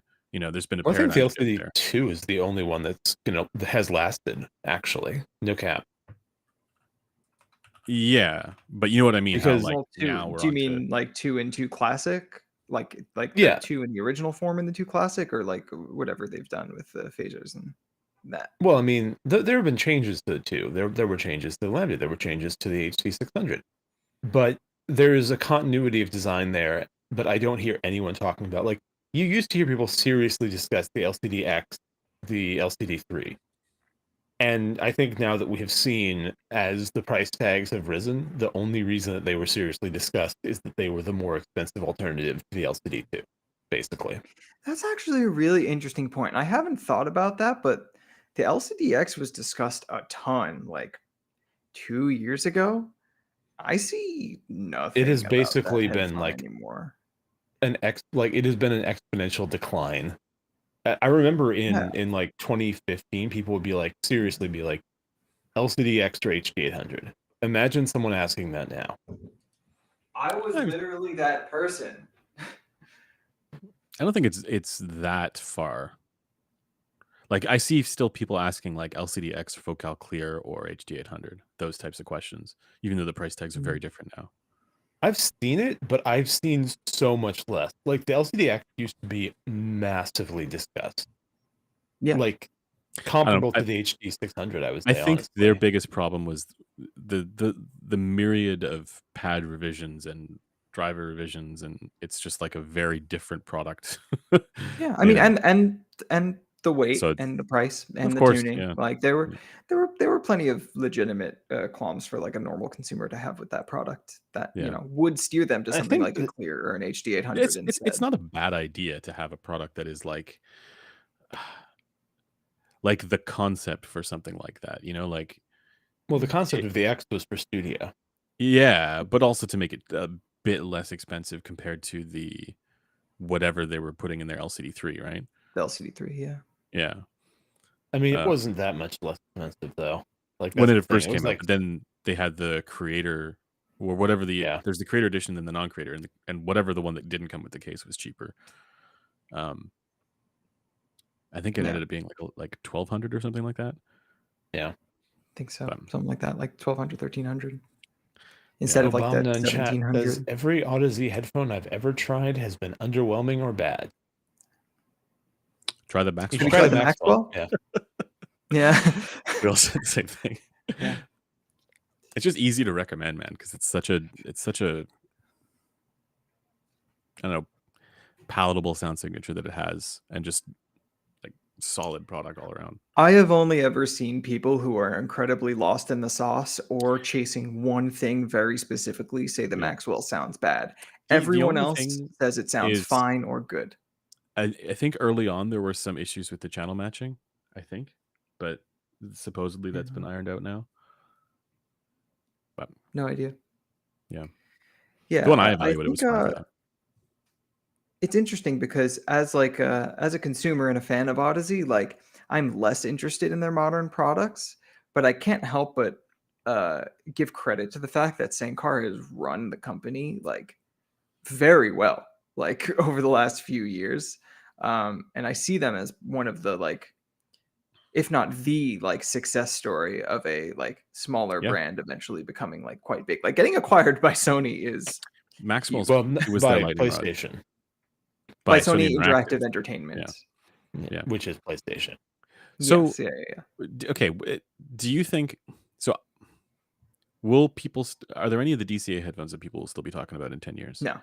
Stealth, E3, Expanse, In Eon, 10 years, I think that they will still be talking about the Expanse. the I Expanse. actually do think, yeah. Interesting. Why the Why? Expanse specifically? I think that the premise of a Harman over-ear flagship will still have, like, the fact that it Does was it the actually first sound harmony. like Harmon to you? No, God, no, but it looks like it. So I think that, On the so graph. the question is, yes, I think that the people who are interested in Uh, those measurements will still be talking about it in that context in 10 years. Gotcha. I I don't gotcha. think that from an experiential standpoint, like, I think Dan is going to come out with something better. Yeah. I hope so, at least. And I think that that will displace the interest in the Expanse and the Stealth. What about the lower priced ones, the Eons? Because he's made Oh several God, different no. versions. Oh well, I mean, there might still be a Neon, right? Yeah. This just be another generation of them, maybe. Yeah, I mean, I and I don't. mean, I don't think I agree with this take. really, You think they're just gonna go away? Yeah. Well, for one, they already kind of have. I don't see anyone talk about that headphone. And I like, don't think granted, I the am in very Eon. specific areas of the community. I am not for in the Griffin, wider community, are but you talking Expanse or are you talking Eons? Expanse. I don't see many people talking about eons either. But Yeah. No, I agree with you on the Expanse. I think that one is gonna fade away. I think maybe the E3 will continue.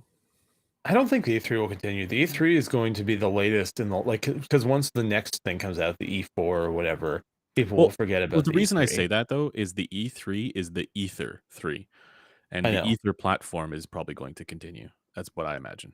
well, Yeah, and but he changed it's, the Ether platform like for I know, this but the the newest name question of one. the is, So team, how much can it change before it not this, before we don't count it, right? Like, we don't consider the HD 560 and the HD 560 of the 1980s to be comparable because they aren't. right? They just have the same name. That's a fair point. Is being around DCA enough? Like, there will probably be round DCAs people are talking about, but yeah, I don't know. It's a good question. I just think that There's the ship of Theseus element to this, the headphone of Theseus. even though like Dan's headphones aren't headphones I particularly enjoy, I feel like it's unlikely any of his current designs will continue to be discussed in the future, if only because they will be like uh one upped by his better designs in the future. Sorry. Like Rob says the DCA metamaterial had another use before it went into headphones. What was the original use? And then someone responds with cheese grater. I mean, it does kind of look like that. it was they were brake pads. Yeah. But yeah, I don't know. Like I think for any of these companies to have like a product that has staying power in the future, it also kind of implies that their newer products maybe won't be as good as their current and then old products.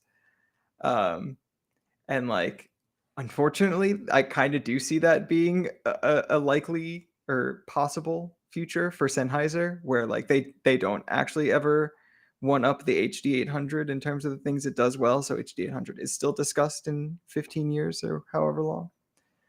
yeah, there's a Odyssey is degree another one of, of those companies where, sorry. oh, I mean, no, you make a good point where the finality of a product is kind of defined by whether it has a better successor. Mm-hmm. Yeah. And like in Odyssey's case too, I think like they are likely to come out with something like a passive audiophile headphone that is better than most of what they have now, Timothy Jolly, including we're the not talking Expanse. about the tungsten because we're not. This is not about products that are just people may or may not like. Right? It's not about whether or not people like the product. It's about whether or not they will have staying power in the market, or like will I I also continue to didn't like the exist. didn't. tungsten. Yeah, I I didn't like like the that tungsten, but headphone. like I really it's didn't not think it was even. that great. Andrew really likes tungsten Yeah, though. it won our That head doesn't surprise open me. open headphone. It sounds like an HE6 to me. So, well, to be clear, with the suede pads and removing the grills, like doing some things to it. And the HE6 has Sundara pads on it, not Yeah, Sundara pads. So like because there's some of that, it really doesn't sound like a normal like OG AG6 with the proper AG6 with pads on it. exactly. Yeah, no, It's because way like, different why, sound. why would you want that though? Mr. Super I mean, says it would have been hard to that's the predict when sound the most people are HD600 talking came. about when they say Yeah, AG6. Like, those people are crazy because that's not good. That's okay, whatever I that mean, really that's the honky sound. I mean, mid-range. look, You the talking about the legacy leather about the pads? AG6 is that No. sound. So Okay, but they're just probably wrong it's then. probably good to just be clear that like Yeah, when you say you like an that is AG6, a you good actually point. don't like an AG6. You like I don't. That's a right. That's Sundara right. with a lower resonance frequency. It is different enough. Mr. Ryan Super says it would have been hard to predict when the HD600 came out that the next 30 years of revisions would be worse. I mean, some people would say the HD600 was a revision that was worse. Yeah, exactly. I think. Well, I mean, let's be charitable here. We're talking about the HD580 Precision, and then the Jubilee, and then the Yeah. Someone says, "How will all the boutique and DIY-esque headphones do? Almost all of those brands are going to be gone in 10 years. This is just the life cycle of Yes. startups. Yeah. This isn't to say that they don't do good work. It's just that most firms do not last 10 years. And this is kind of what I was talking about with projects like the Tungsten as well, right? Where it's like it's not about its merit as like a sound delivery device. It's more about like the process that's involved in making it. It's also like I think Ryan is another one of those people where like Tungsten was his first real attempt. It would be absolutely shocking if his next one wasn't significantly better in whatever way and called something else. Yeah. I think that Ryan has the potential to go down the DCA thing where he just keeps iterating and improving, and people pretty consistently receive his newer stuff better than his older stuff. Which, I mean, in a sense, becoming a classic is a bad thing because it means that you didn't exceed it, right? Yeah. So, and that's a point to be made, that an innovative firm probably won't produce forever remembered stuff because they'll just keep on slamming out 10% better, 10% better, 10% better. And just for the record, Kyle says, "I like Tungsten. Bite my butt." He said "bite my butt" in response to me saying he likes Grado. Oh, okay. Oh, that's you. Okay. Yeah. All right. Wait, you like Grado, my friend? Seriously? Kyle does. Oh my god. This is a well-known fact. Grados are fun to listen to when you want to make folk sound like badly recorded punk. I said this before, but I feel like you could throw a box of drivers at a bunch of cables and somehow end up with something better than Grado. Yeah, I would agree with that. Pigmani in chat says ZMF will stay. Yeah, I think ZMF has achieved escape as a velocity. brand, yeah, they're Of course. they're good. Well, they're I'm sorry, killing. I wasn't sure if that was referring to small companies will fail in the next 10 years versus he will be remembered. I don't think that ZMF headphones will be super memorable in 10 years, like any of the current ones, because I don't see people talking about the Icon. Well, they'll just have new models that will be, improved. Whatever, right? Yeah. Like the Icon was super well received. I think that if he had never done anything that was closed that was better than the Icon, it would be considered a classic. But he has done things that people consider a lot better than the Icon. So nobody's like, oh man, remember when the Icon came out? They never did better than that. They're just like, yep, that was a headphone he did. Kyle says Grado sound like horns. Is it because of the 2K resonance? Or 2. Well, they sound like Klipsch horns, maybe. Yeah. I think that's actually what he's talking about. What? Someone says high resolve, the vulgar guy, and some no-name dude that parks with hazard lights to get pizza. So Blaine is the vulgar guy, I assume. I wouldn't. No, he's referencing the last stream when I was waiting for my partner to get pizza. Okay. So clearly he was there for the beginning of this stream when it was just you, me, and Cameron. What's up, Brioska? Incredible. Tungsten is actually a good candidate. Likely future versions won't have the same power requirements and hence won't be the same legends. Yeah, I mean there's a I actually kind of like that take. Yeah. Power requirements do kind of make a legend. Okay. Kyle says Grados make my Fallout Boy, Paramore, My Chemical Romance garbage sound fun. I don't know. Interesting. I don't like that. He said that in chat to you. No, he said I assume. He said that in chat here. Oh, I don't see it. Oh, okay. I see it now. Yeah, I think your brain just automatically filters out anything that has Fallout Boy in it. No, I love Fallout Boy, actually. That's like the exact opposite of what my brain does, actually. Yeah, I'm a huge fan of like their first 2 albums. My 13th birthday party the relevancy question is actually a Fallout Boy concert. The relevancy question is one that someone in chat brought up, and I think that that's one that we're not, because we're talking about staying power, right? It's sort of a meme thing. Well, like the community sentiment sort of way. But like a lot of headphones, I mean, if you bought a headphone that was good in 2009, it's still good now. If you bought a headphone that's good now, it will probably still be quite competitive with the best stuff in 2034. Joel says, "Have you seen Listener's hair? Of course he loves Fall Out Boy." It's true. It's true. And I do want to emphasize that, like, people shouldn't replace their headphones as often as they do, Oh, I thought frankly. you were wanting to emphasize Listener liking Fall Out Boy. I mean, I It's think all right. that I just did that sort of funny. screams out from his very person, to be honest. No, but I mean, like, if you get, I mean, obviously, like, you know, the yada yada HD 800 memes, but if you find something that you super like, odds are not super high you're going to find something that is massively better in 5 years or 10 years, frankly. Oh, Like, I that's, don't know about that. I think you're giving too much charity to, because for a lot of people, are you okay, saying so for you're you? talking about them being delusional. Well, also for a lot of people, they will buy a thing and then dip out, understandably, right? Yeah. And not Hi, have a DMS. sense of what the rest of the diaspora of potential headphones there is. Not know the landscape. So Yeah, I the mean, what I odds mean of is them that if actually you've finding gone something better, through it's a pretty high. large range of headphones and found something that you like better Yeah. than a lot of other good headphones, odds are that you're not going to find a lot better. And I mean, Shout outs to dongers in chat. hello, Douglas. But yeah, I think that that's something that, like, if someone had done that, I mean, imagine someone did that in 2010, right? They'd have like an HE6 or an LCD2 or an X or an HD 800 or maybe, again, maybe a Stax, SR 009 or a 7 or, Yeah, and and then those they are all can headphones that graduate if you, to a 490 Pro. well, I mean, I'm just saying all of those would still be, if they are the sound you are looking for. I can't think of things that make those invalid now, Yeah, right? Like those in are, that sense, I would agree. If you're in it and you have kind of run the gamut on, like, you've tried a whole bunch of different stuff and you've settled on the thing that you really like for whatever reason, yeah, in that respect, I see what you're saying. But if you're just an average person who just bought a thing because somebody in HeadFi recommended it, chances are oh yeah, actually, no, you probably, I mean, that's sort of like saying, if you're an average person who just drank a random liquid that was made by a human, could be bleach, could be apple juice, could be could be urine. cyanide. Yeah. All right. Shall we move on? Yeah, sure. What Okay, what so audio next, concept is this the one? yeah.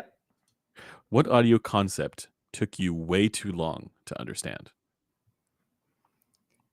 So this was one that I saw on the forum from actually. So this one and the one before it are kind of both paraphrasing a user by the name of Barashka. And I thought this was an interesting one because I feel like in all of our journeys, I mean, maybe it's not quite as true for Blaine. Um, What? like I feel like you probably learned a lot very quickly, whereas like God, no. for me, okay, well then, yeah, answer the question. I would love to hear your response to this. Actually, I mean, you've got to bear in mind, I'm trying to find a way to say this that doesn't sound like I'm jerking myself off here.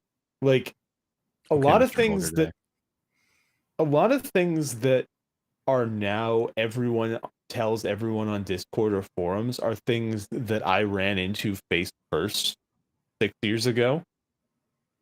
Like, when I came into measuring headphones, I used an earless flat plate because nobody had documented why those were wrong. I was the first person, at least that I know of, who was comparing ear and earless measurements of headphones and trying to figure out why they didn't work.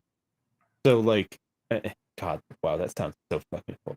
But what I mean is that I was stupid a fucking thousand times, right? Like, a lot of shit, like, if you can introduce an idiot who has, like, a Discord education in audio from 2024 to Blaine in 2017, Blaine in 2017 would be reduced to a smoking crater.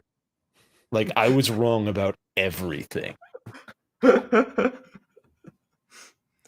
So, got it. like, I mean, it's everything, right? Like, Was there the one the particular thing that stands out?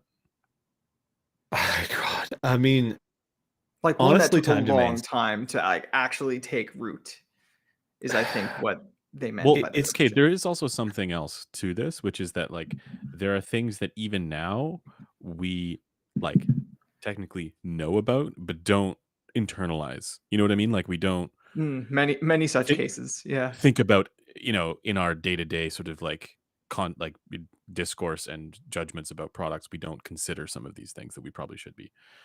Like for example, and I mean this as far as not just us, but like the community at large. Um, the idea that like what people really prefer is proportional bass and treble, right? And we don't think about that. We don't we know that's true from Sean Olive's work, but we don't internalize what that necessarily means. Um, I when actually looking at really products. like Joel's question here. What was the What biggest was thing you were very wrong and very sure of, Blaine? That's kind of what this is, though. Yeah. okay? I can think of oh God, that would be like that should be like a Could fill a topic book. that we do like Yeah. for a whole stream, because I can list a billion things that I was super confident of, and then I just slammed I into the would fucking wall of also love to reality. do that, Was actually. it that amps and DAX Yeah. matter? No, I that the thing is, I never. Well, I mean, because when I got in, I was like, I got in from other tech, and I was like, this doesn't really seem like it makes sense to me, like that this would be this Yeah. big of a difference. Um, but no, and like, so I never like. It's not that. Oh no, I never really believed that there was much prospect for it. To be frank, I listened to stuff because people asked me to. I have never perceived a difference that lasted when I checked the level match. I have perceived a difference before, and I was like, oh, that's weird. And then I checked, and they were like 2 dB apart, and I was like, oh well, there you have it. But even stuff that is very, very measurably not good, I have not perceived significant difference, or even difference that I could really identify as a trait.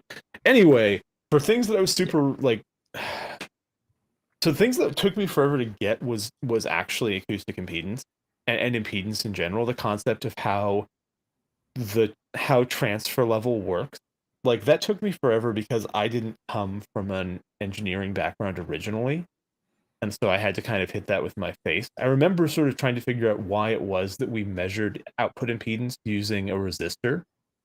And of course, once you understand that it's about Kirchhoff's voltage law, it makes total sense. But I just didn't know that at the time. And that was the same for headphones, right? Like I got the concept once I'd read about it in like a paper from Mahler or in a post by Rinchoy or some shit about acoustic impedance of headphones. I was aware that it was a thing, but I didn't really understand what it meant. And I didn't understand for the longest time why it was that impedance matching yielded the frequency response that we got. The thing that I was really super wrong about and super confident about, though, was that coupler FR would predict perception. I was super sold on that idea for years.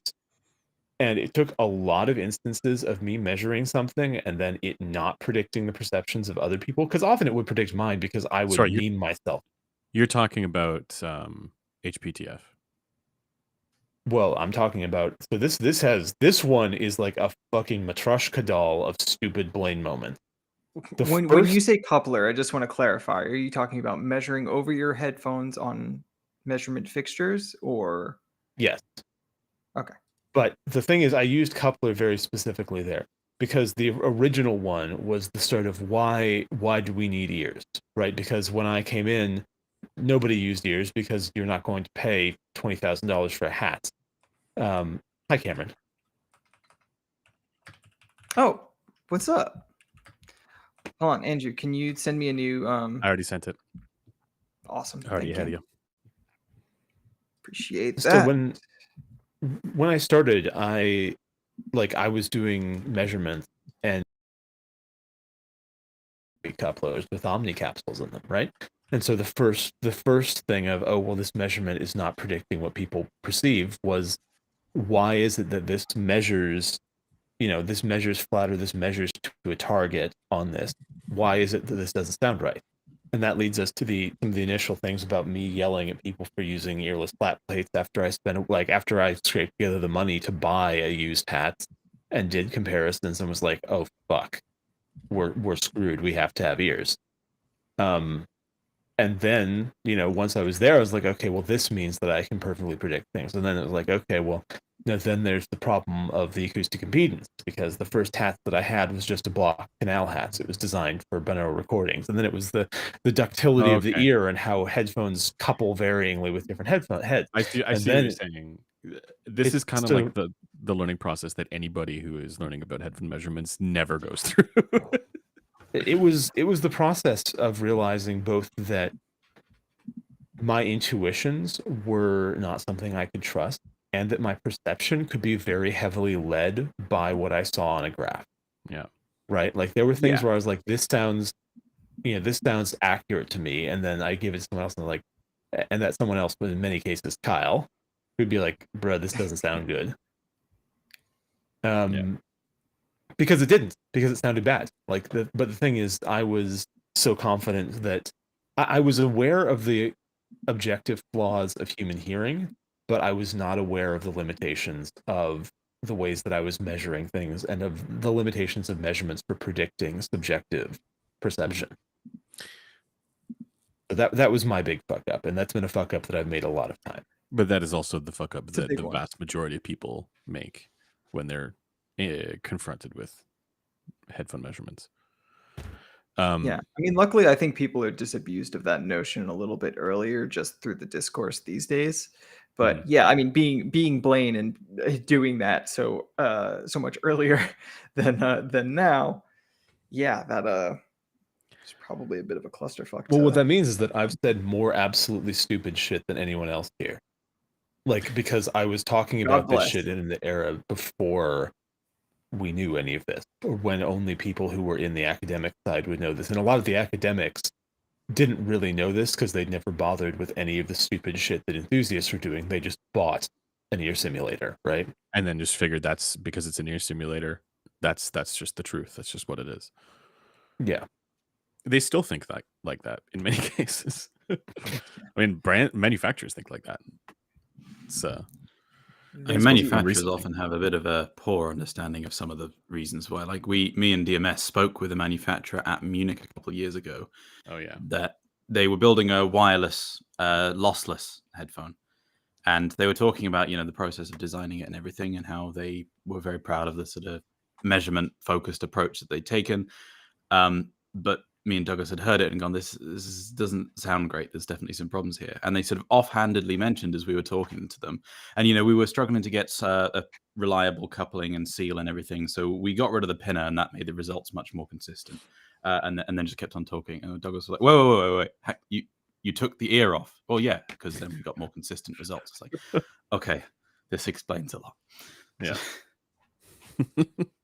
It's Kyle's giving me PTSD in the chat, reminding me of some of my dumbass shit from in the past. But yeah, like I think that there's a lot of people who still struggle with some of that stuff, Cameron, or like the more recent one would be like, as people move to the 5 and 2/8, people would think that you'd be able to predict the response on the 5 and you could use products essentially to predict the response on a different head.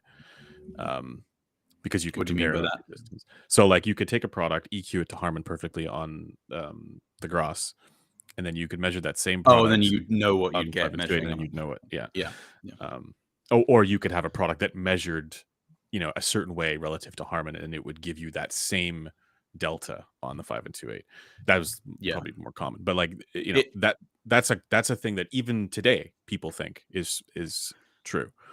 Yes, and it would be lovely if that was the case, because then, quite frankly, we could save ourselves a hell of a lot of money by just adding this is now a 5128 EQ profile to a grass rig or something. But yeah, and it comes from this concept of transfer calibration, basically. Like, people approached this stuff initially, and they were like, okay, well, how do we, let's say that you're characterizing, the sensitivity of a microphone. Well, all right, well, I have one microphone. I know how sensitive it is. I know its frequency response. I'll compare them. And the problem, of course, with heads, unlike with free field mic, is that you can't just swap them out and have them be having the same effect on the thing they're measuring. Mm-hmm. I mean, it's often easiest to just compare it to speakers, really. It's like, the microphone or the eardrum is the same, the driver is the same, but you've changed the room.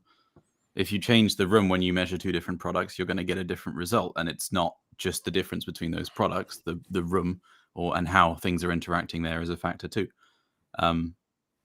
Yeah, so that's kind of the most sort of probably easy to understand analogy of it, even though it's not exact. But yeah, The one that I would say for myself was the biggest challenge was that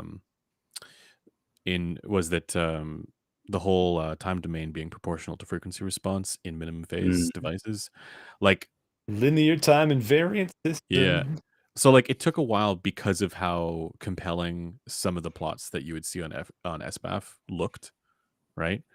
Um but also like I remember like having to look deep into like I was like researching, okay, like what does it mean for for something to be minimum phase, and like going down the academic rabbit hole in that area and realizing many of like the definitions are not particularly intuitive.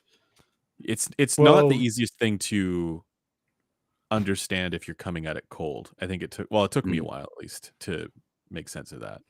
And it actually like it really helped once I started to just EQ things in practice, and then be like, oh, okay, it does this.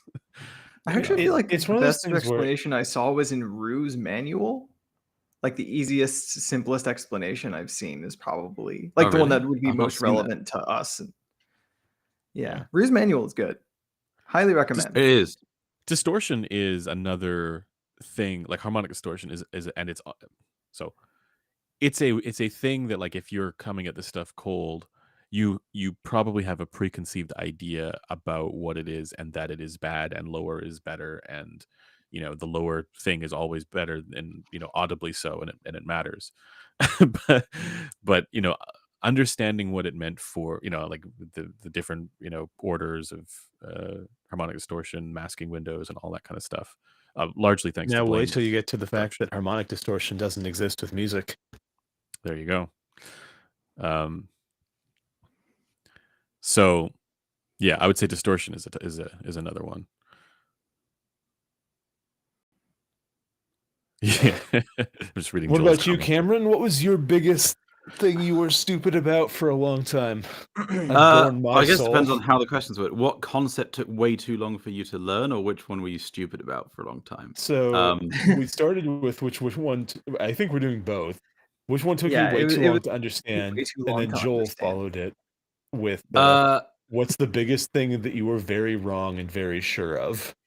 I think the one that took me longest to like learn, and I found sort of quite frustrating, was just fully understanding the mechanics behind noise shapers. That's it's a topic which can actually be somewhat simple at its most basic, but then you look at the more advanced ways of doing it, and it gets very complex in the maths very quickly. But I found it fascinating. But that took a lot of time looking into. In terms of what I was stupid about for a long time, God, I actually don't know what the best answer to that is. I mean, I feel like I'm generally quite open to sort of having my mind changed about things when presented with compelling evidence, and there's been various things which I've changed my mind on over time. And I've never really been in like cables or anything. I'm not really sure. But do any of you guys have a particular one for me that you may have noticed? Oh, that amps and DACs matter. That's the big one. I'm still on that one. Then go for it. Although I'll elaborate more on that in the next. Yeah, it's next funny. topic. There was we did that stream a while ago, which was the one with the great thumbnail of Blaine punching Cameron Yeah, and fighting about amps and DACs and stuff like that. But then there was a comment. Someone was basically saying on Reddit, it was like, "Can you guys give a definitive answer as to what your stance is on like whether or not amps and DACs make a difference?" Shouldn't. Well, we're And different it people. was like, well, we kind of have, like, we've done that whole thing in a stream format. Well, a concise answer is what they want. Yeah. So, but the reality is that we each have a slightly different answer, probably. Shockingly, we do not actually have an institutional line on this subject. We do not. Yeah. I mean, that's not shocking. Like, it's kind of better that way. No, I mean we've all got we're all supposed to just be different heads of the same hydra, speaking the word of Big Headphone. I think for me, my stance on it would be that DACs and amps do matter, and that I think some of our understanding as to what specific behaviors are either audible or not audible, or where the audibility thresholds are, is incomplete. See the ABX video on reconstruction filters for an example. But I also feel that some people massively overstate the differences with certain things, and you shouldn't be spending all your money on your source gear. Your headphones and speakers make a much bigger difference. Or if you're on speakers, treat your fucking room. That makes so much more of a difference than the DAC or amp will, by several factors of 10. But I also think that there's a lot of price bias baked into things. There's a lot of times I've tried stuff which was really expensive, basically because it either just had really expensive parts thrown in it, even if there's not really a good reason to do so, or it was just really expensive and had some, and I couldn't really work out why it should have been that expensive, and it wasn't that great. But then there's also really cheap stuff that does fantastic. Like, I do feel that there is a difference, absolutely, but I think that people generally let price influence their perception of things too much. Someone in chat has renamed Dr. Craig Stark to Dr. Greg Stark.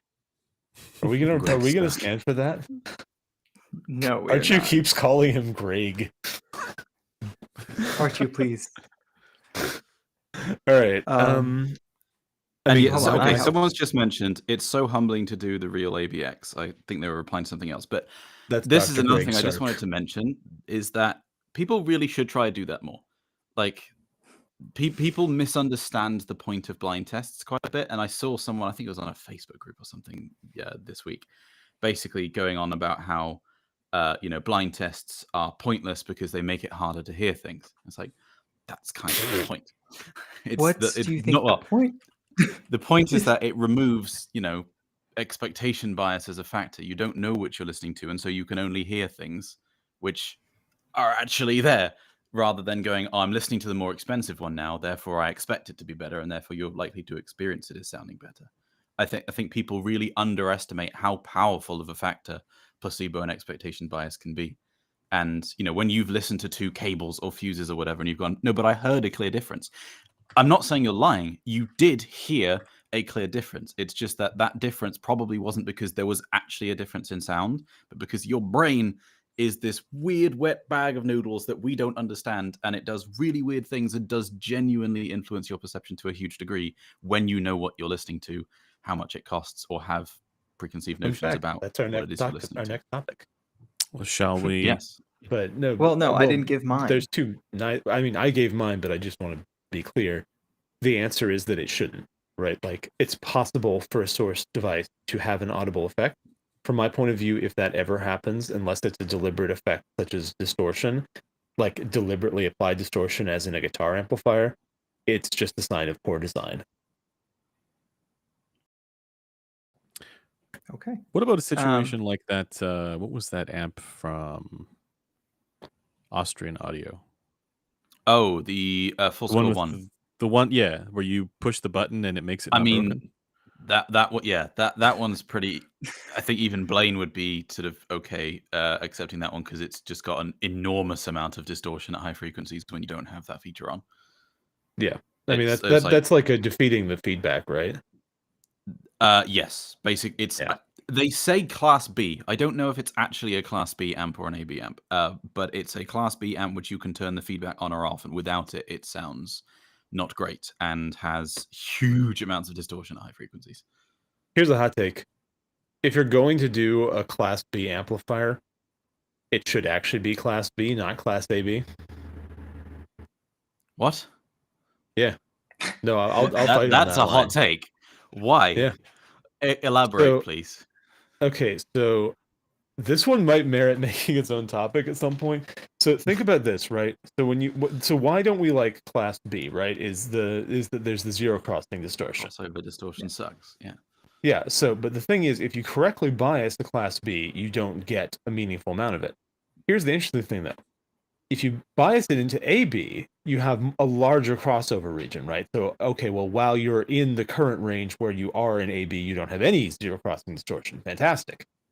But here's the problem. When you actually exceed that current threshold, now you have two crossover points. you actually end up with both a worse spectrum for your distortion and with higher distortion in AB than with a properly biased Class B. I can show you some plots from Douglas Self's book where he looks at the I linearity know the effects of plots output stages. yeah, I think you and I have spoken about those ones before, and it is interesting. I don't know how many kind of modern things those apply to, just Well, I in mean, the terms thing of is, we're the talking level about of distortion, but infinitesimal effect in yes, in yeah, all yeah. of these cases. But my So position is to that be headphone amps, because we only need a few milliwatts, should actually probably for the fancy ones should probably just be straight up Class A. Yeah, You I was should gonna do a say Blaine's practical actual test. take here is if you're gonna make a Class B amp, don't. But if you have to make a Class B amp, don't make a Class AB amp. Make a Class B amp. I mean, Is that what you're saying? my perspective would just be that for headphones, stuff should mostly just be Class A anyway, because as Exactly. Blaine said, you only need a few milliwatts. Like if you want to run, plain R's or ribbons that are going to pull 5 watts, then you might need something different. But for most headphones, a 1 watt Class A amp is plenty. No, let's not say plenty. Is vastly Yes, vastly vastly overpowered. overkill. So Griffin had his line on Sorry, we didn't the mean to. subjectivos. So as far as the thing that took me way too long to learn, it was there are audio as a discourse, as a space wherein people communicate is largely a authority driven space more than a quality of communication driven space.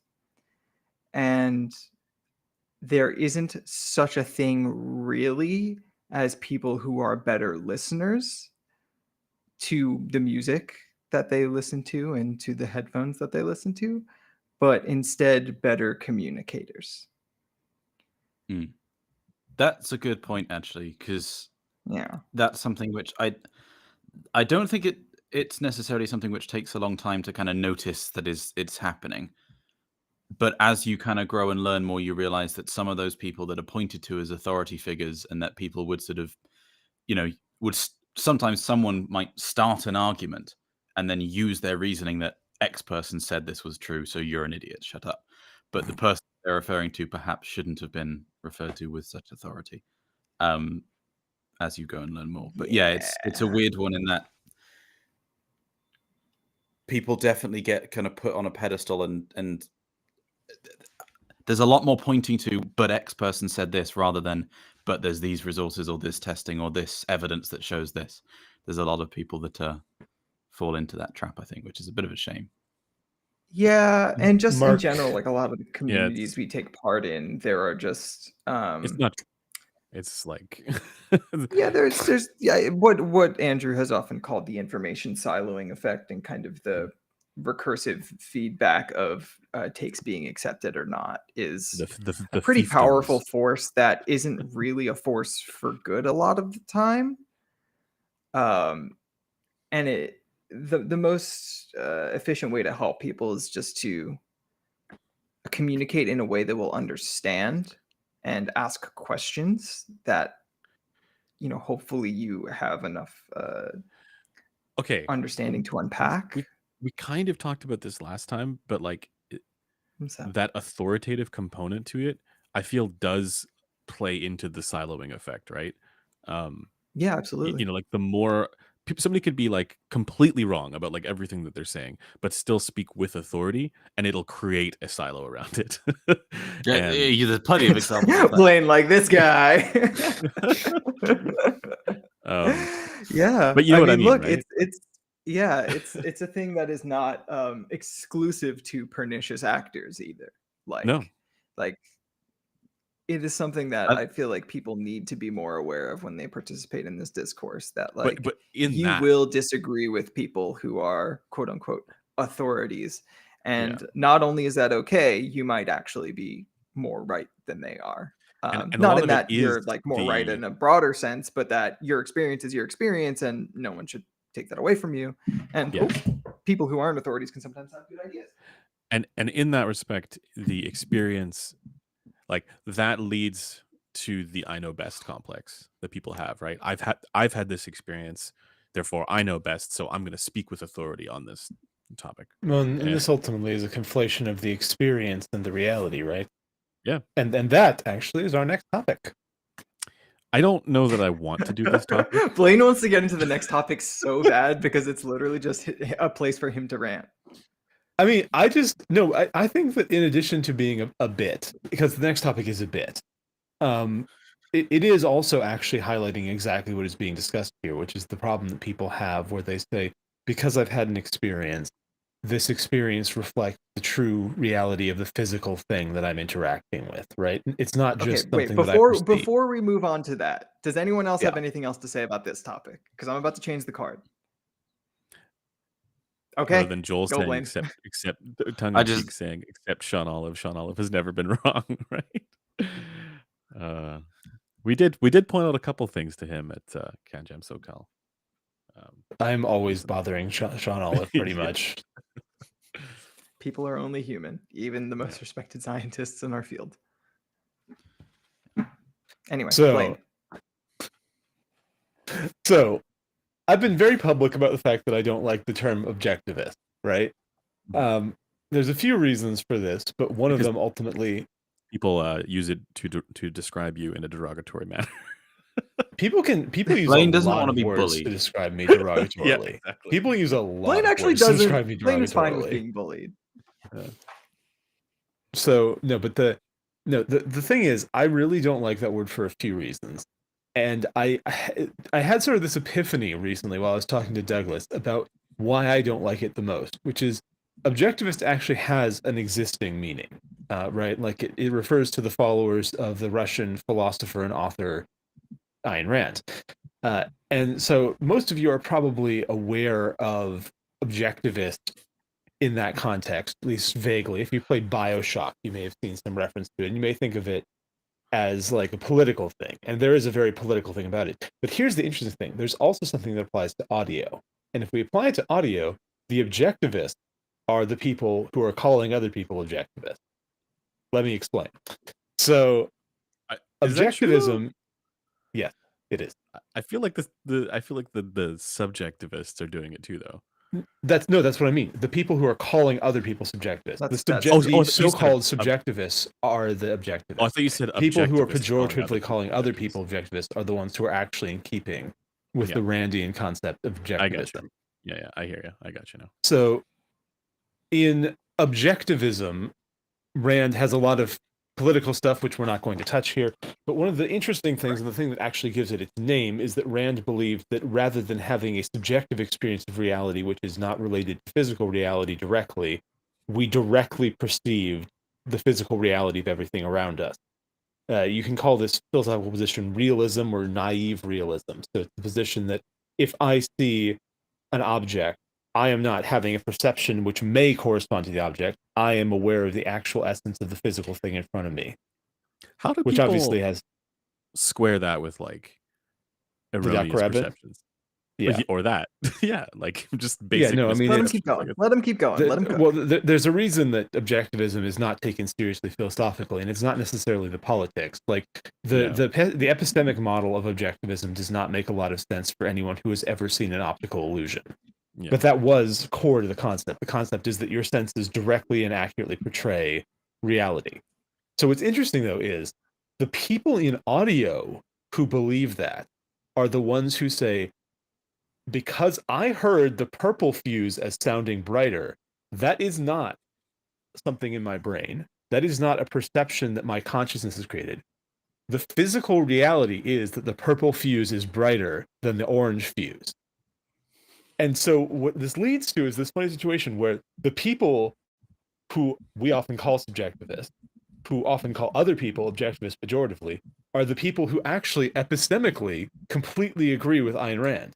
They're the people who say, because I perceive this, it is reality. I would find that funny a little bit, because I don't think that upon any amount of scrutiny that those people would necessarily maintain their position that this thing is like, for so many people, they will, perceiving is believing, right? And their auditory experiences are, they think at face value, they think it to be universal. They think this is a great experience. My experience of it is like this. Therefore, it's going to be like this for other people. Fucking manufacturers think this, right? Like everybody, this was so common for people to think in this space because it is perceptual experience. And then upon any amount of scrutiny there, oh, maybe, you heard it under these conditions, it was cited, blah, blah, blah.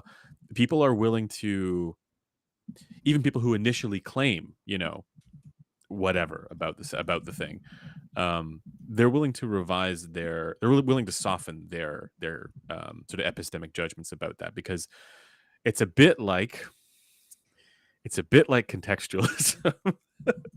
And I know Griffin is dying inside. Well, I'm Griffin talking sent about a Oreos message in chat. I'm just ignoring in our you. chat, which said, "We got to make this one quick. We're already losing viewers," Yeah, which is true. But I am flipping. I just wanted to complete my thing here. sure. Please. The people who believe in the subjective experience, that is to say that our experience of reality is subjective, are the people who are saying, when you heard that amp to sound bright, that was just your subjective experience, not the objective reality. And the people who believe in that that their perception of an amp to be bright or dark or warm or crunchy or whatever is the objective reality, those are the objectivists. So we need to flip it.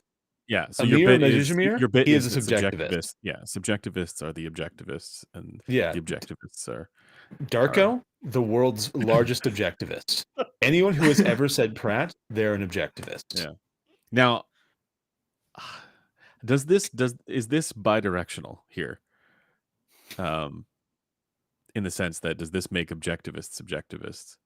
Yes, no, that's what I'm saying. It does. Because they're literally the Because they're people the who are ones- asserting Yeah. a subjective experience of reality, which does not necessarily perfectly match the objective reality. Yeah. So what I'm saying is, we've been using these words. I'm totally okay with it now. We can call people objectivists, as long as you first accept that the cable sellers are the objectivists. Oh, good God. Can I give my take on sort of Yes, please. Yes. objectivists versus subjectivists as the terms are more typically used in audio rather than plain definition? So by that I mean subjectivists on the more hardcore side being, people who don't use measurement or objective data and just rely on subjective listening experiences, and objectivists being people who rely much more heavily on measurements and objective data over and above subjective reports and experiences by themselves or others. I think my biggest problem, to be honest, well, on the subjectivist side, I think that the problem is you're just ignoring data completely, which is stupid for all sorts of reasons, but I could go on for an hour about that. The objectivist side, though, I think the problem I have in terms of calling those people objectivists is that they're not actually being objective. They're not even being scientific a lot of the time. Because to me, someone who is being objective about things is someone that is going to utilize the data that is available to them to make a conclusion. And a lot of the time, the problem that I find with objectivists is that they will make strong assertions that data and evidence doesn't actually support.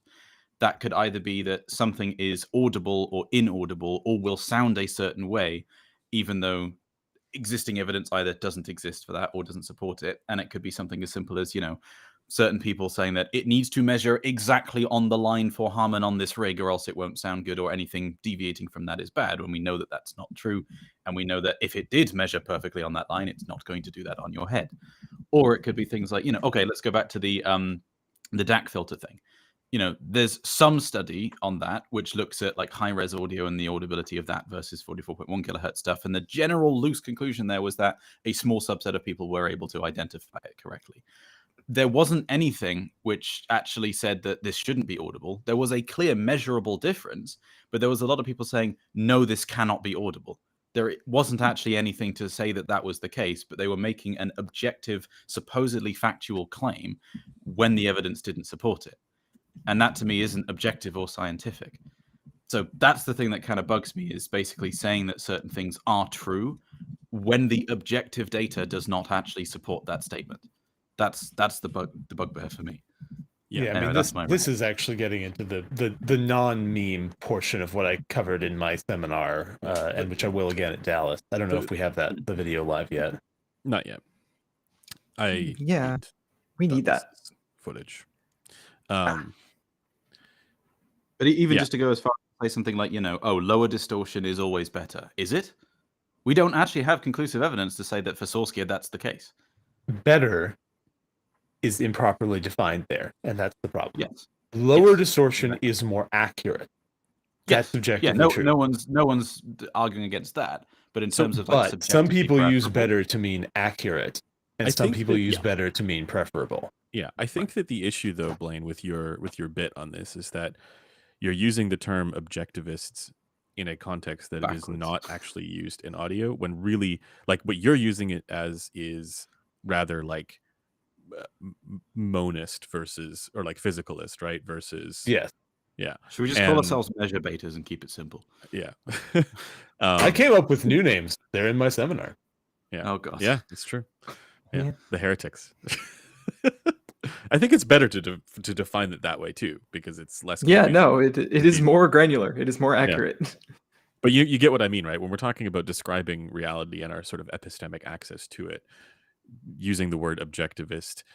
Holy in the- shit. When you said epistemic access, we lost 7 viewers. Okay, we should Fine, probably wrap this fine. up. Yeah, fine. I Okay, was let's, just gonna say, let's like, all let's the- all go with. All right, we know Blaine is. Oh my God, a we're losing more. subjectivist, clearly, Blaine is I a just got- subjectivist. Griffin is a subjectivist. Cameron is an objectivist, and I'm a physicalist, monist, subject sensitive, and variantist. And I don't give a shit about Randy and objectivism. Let's I move just- on. No, just the wanted to say proper one term more is thing. Naive nerd. You're a realist. nerd. This is just a little. It's We not a lost rant, another but, like, just a concern for me, which is that like I find it annoying that the polarization between objectivists and subjectivists, and I'm using both those terms loosely in audio, because it does end up with situations. People. Shut your mouth, Blaine. It It's ends just up in situations where like you can't actually have a conversation about something, because like using the DAC filter one again, just to bring that back up because I was talking about it. Like if you asked on ASR or something, everyone would basically say, no, it's not audible, shut up, and like wouldn't be able to point to anything, nothing constructive, but just would say, no, you're wrong.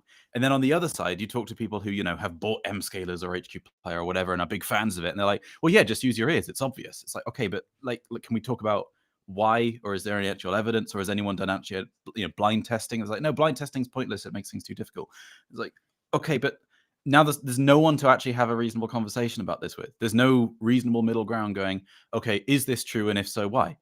Everyone's just got sort of like a particular hardline view, not actually really supported by anything, and refuses to compromise or talk about it at all. And it's like that happens a lot in audio, and I find it really annoying. Anyway, that's my rant over. I'm sorry. Oh yeah, I mean I will say in some I think we all senses agree that's with that. good for us, like as a platform, because our whole bit here is that we don't want to do that to people. So as long as as long as forums are just like, if you believe in, if you believe that these two DACs could be differentiable, you're a fucking moron. Another place like, if you don't believe that this fuse is different than that fuse, you're a fucking moron. Good for us, isn't it? Like that just leaves a lot of space to cover all the people who aren't jerks. Well, the polarization there and the kind of hardline take on things also means that when you say things kind of without any of that meaning, like if one of us in a review says that, I found that this headphone had a bit of a peak here, which was bothersome, and someone else will go, no, it didn't, you're an idiot. And it's like, okay, but we've also spoken various times on this stream and in videos and in written content about why that is true. No one is saying that that's not going to happen for you or that it's going to be a problem for everyone. But like everyone assumes that you are making a statement of absolute truth in all cases. And it's like, without going through a review going, by the way, just be able to go review this because it may not be the same for you. Here's a quick statement. By the way, just go and read this because it may not be the same for you. There's a bunch of reasons why. Here's a quick statement. It's like, I can't preface every single thought I have in a review with that. But I want people to stop taking everything as absolute universal truth. If you were to preface everything people appropriately, you would never actually get a thought out. No. I feel like people at some points don't understand that other people have experiences. Like it sometimes when people's responses to things that we say or have perceived come up, it feels like if I said, yeah, I was born on a small island, and then they were just like, no, I wasn't. I was like, no, this is why it's this is why more people should read. Do you believe that you are the only being that exists? No, if so, based. The solipsism is one thing, but this is why more people should read Sartre's The Imaginary. Let's not do philosophy. Let's not do this. We're down. We're down 20 got so our far. viewership back. It's gonna go down again. No, but Blaine said something about this on, I think it was the last stream, where he was like, I think he is like very upset about that kind of response because there's no possible way for an audio reviewer or person reporting an impression to speak for anyone else. It's just Oh, like not possible. I would just Well, like not to honestly. So like let it the is lie. record implicit show that when that, you report an impression, you are reporting your it for impression. yourself. I just The want to for note that, me is speaking about implied. philosophy has increased our viewers. It's actually increased it by 10. So more No, it's philosophy, the just better. caught up from before. It'll go down again in a sec. Don't worry. Yeah, Yeah. no, you've got to Um, keep in mind the stream delay.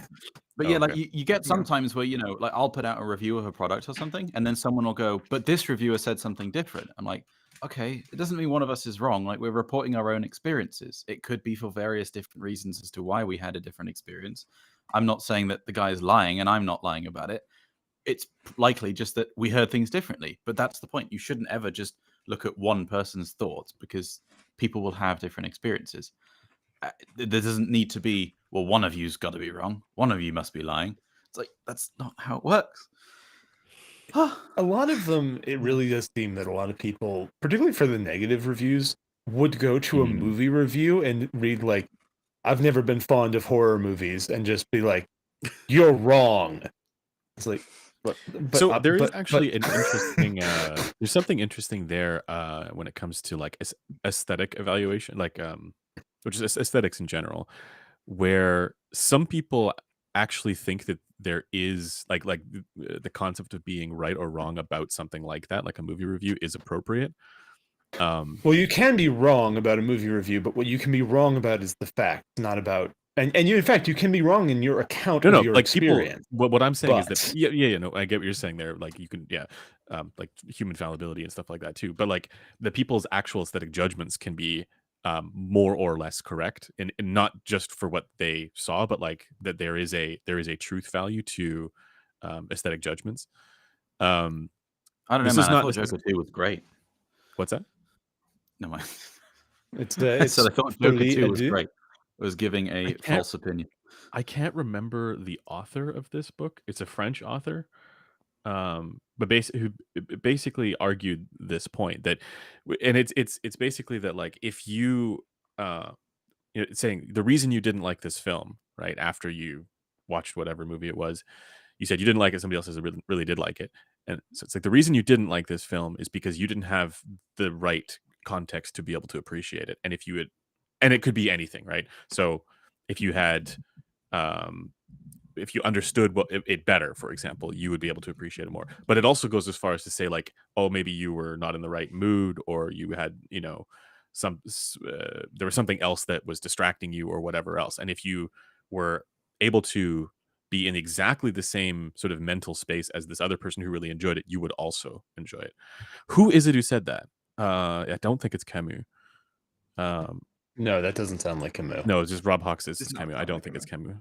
I think he just said whatever French. No, the reason I know about this because I was working on a project that was to do with this. I didn't agree with this position, but I remember I had to translate some of it. And it's something that actually apparently has a lot of purchase in aesthetics. This idea that, like, one can be invariant about aesthetic judgments, and the fault is with human fallibility in all these other respects, right? For the same reason that, like, you are always sort of like, the product of your environment and biology and all of that kind of stuff. So it's anchored by that kind of idea. Anyways, that's still more philosophy. I mean, we seem to have reached equilibrium. People seem to be okay with this level of philosophy. Yeah, but to be clear, that's not a thing that I necessarily agree with. But like, there, Jacques Cousteau. It's gonna bother me now because Anyways, like the idea that basically one's aesthetic judgments could be wrong, and upon second evaluation or more thorough evaluation or whatever, it could be improved, is not something that is unpopular. Let's just say. Someone in the chat says it's Deleuze. It probably is Deleuze. I can't. It's gonna bother me. Okay, well, let's move on before to use this as an opportunity, since we're talking about philosophy, how does everyone here feel about occasionalism as a theory of action causation? No, sir. We are moving on. You don't believe Okay. that all events are directly caused by an omnipotent being?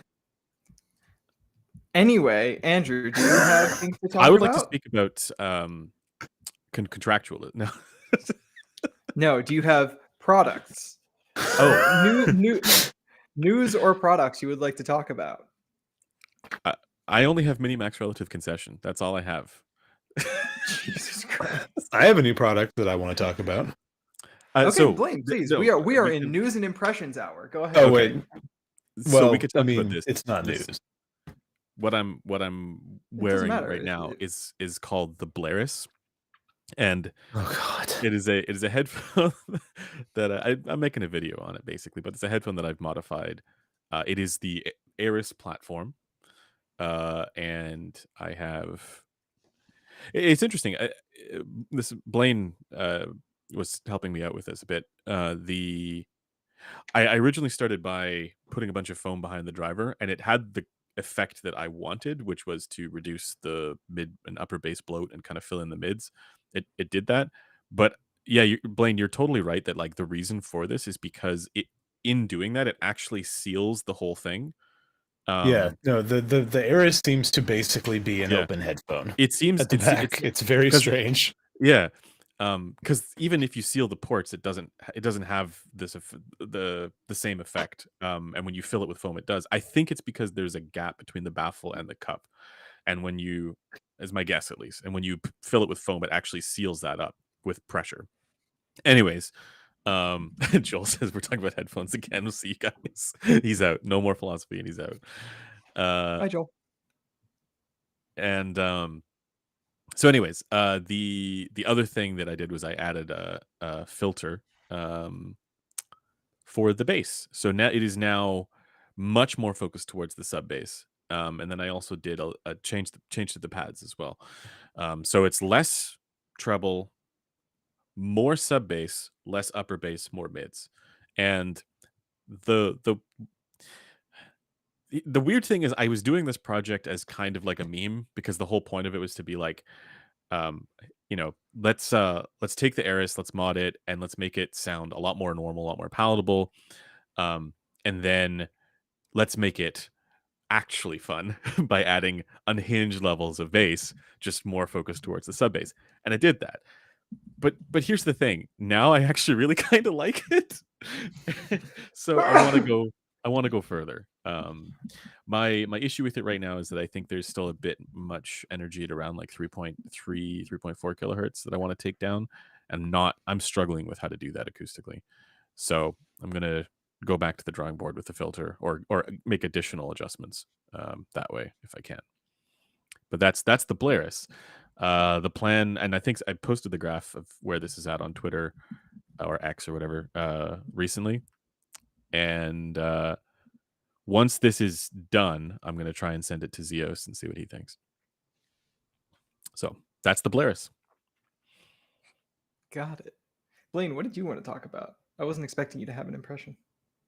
Well, I mean, it's not a headphone.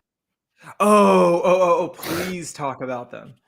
So I recently, through duplicitous means, acquired a pair of new speakers. What is uwu over owo? What the fuck does that mean? Can someone please clip? Can someone please clip that? I would like that to be clipped. Clip that, gang. Yes. So, never mind. No. This is more important than the speakers.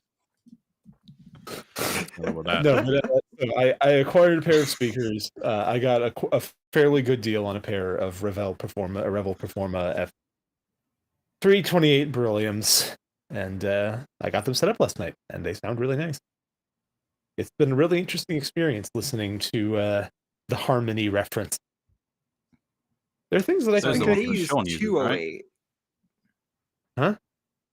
Are those the ones that Sean uses, or is he using a different model? He's using Revel. He has salons. He has Salon 2s.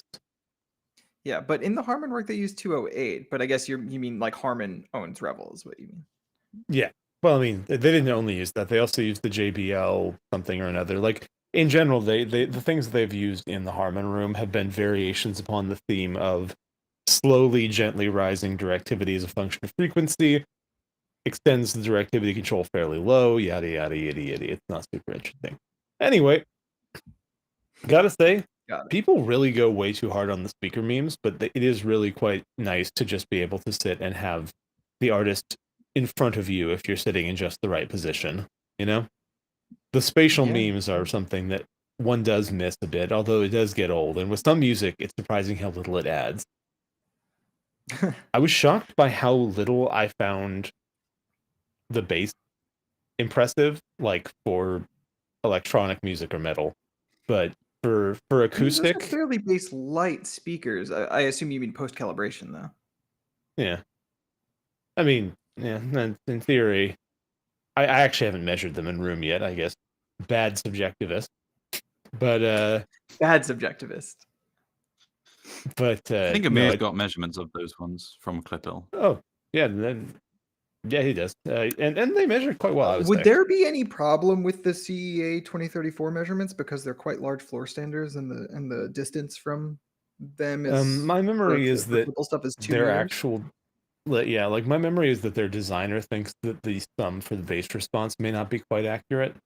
I can measure it in room. I suspect that they're not bass forward, and I might, like, I'm thinking about adjusting that a bit. But what I mean is more that what really stands out about them, and again, this is only for some recordings, is the sense of realism that you get in acoustic and vocals for me. It's really interesting to have Cool. that, and then you flip over to heavy metal or electronic stuff or whatever, and it's just like, oh, well, this sounds good, but really, there's no more true image than there was on my headphones. Interesting. Andrew, you're muted. I was just He's saying, unmuted. Kyle appropriately asks, how much does it add to Gent? I will never listen to Gent. Why do people fucking... No, I was just looking up what the book was. I did end up finding it. I need to get your description of the microplankton, Blaine. So, I will say, and this is something that is interesting comparing the Revels to some of the other speakers that I've heard. You have quite yada yada, my room, yada yada. I know that speakers are worse for hearing small details, but relative to other speakers, it's impressive how many small details one can discern when you have a quite smooth response overall, and when you don't have massive directivity errors drawing all your attention to it. There are just little things in the backing instruments. I was listening to a version of the Triple Concerto with Yo-Yo Ma and Itzhak Perlman, and just you could hear a lot of the timbre of things. Like I could hear some of the timbre of like the actual wood body of the cello and stuff, and it's like, yeah, this is nice Because this is it's a different experience to a lot of speakers that I've heard, which honestly have been more congested. Now, the question that I have for you is, is it as good an experience as listening to the Ralamanis? I thought you were going to say the HE1. Oh, no. The Manus is better, isn't it? Yeah. Yeah, of course. Yeah, no, it's a different 10 experience times more with the dynamic. Manus. I did actually have a couple of moments where I was like, this sounds less enchanting here than it did previously. And I was thinking, am I going to eat my words about the Amanus, being bad because it makes me not like music I like? But then I kept listening. I was like, no, it's not that I don't like it. It's just that I want to crank the bass here. That's different than this makes me hate music I like. Yeah. Okay. So no, what is your room like for speakers, by the way? Like what size? Terrible. And have you got any terrible? Oh, okay. I mean, I'll actually I am going to measure it. I mean, obviously, you can't do real reverberation time measurements without an omni sound source, but I'll measure it with the speakers. It's there's some plush furniture in it. I posted a picture of it in a couple of servers, so you can see it if you want. Have you got any like wall treatment or anything? Or? Oh no, and nor will I. Oh, okay. Stuffer. Based. Listen, the reason that I want constant directivity speakers is so that I don't have to worry about that shit. And that need is the to- case for constant directivity speakers, as long as you don't have nonlinear reflection coefficients for your walls. But I'm not putting like Velcro on my walls or some shit. So B Ash is asking, does Focal make active speakers? They just released the Utopia. God, what's it called? Devo Utopia, which is like a digital DSP controlled version of the Utopia. Which that's been in development for a while. I actually had a chat with the guy that designed the Utopia speakers at Munich, I think 2 years ago, and saw some prototype stuff of that, and it's been in the works for a while, but I want to hear those badly because they'll also look sick. Yeah, I'm looking at moving at the moment to America, and honestly, one of the hardest things is trying to find a place that just has big rectangle room, not like there's an open plan kitchen or something off to the side, or it's like we got a weird cutout here. Just trying to find a place that has big rectangle room is surprisingly difficult. I'm It's not annoying. even sure that I would look for that. What would you look for?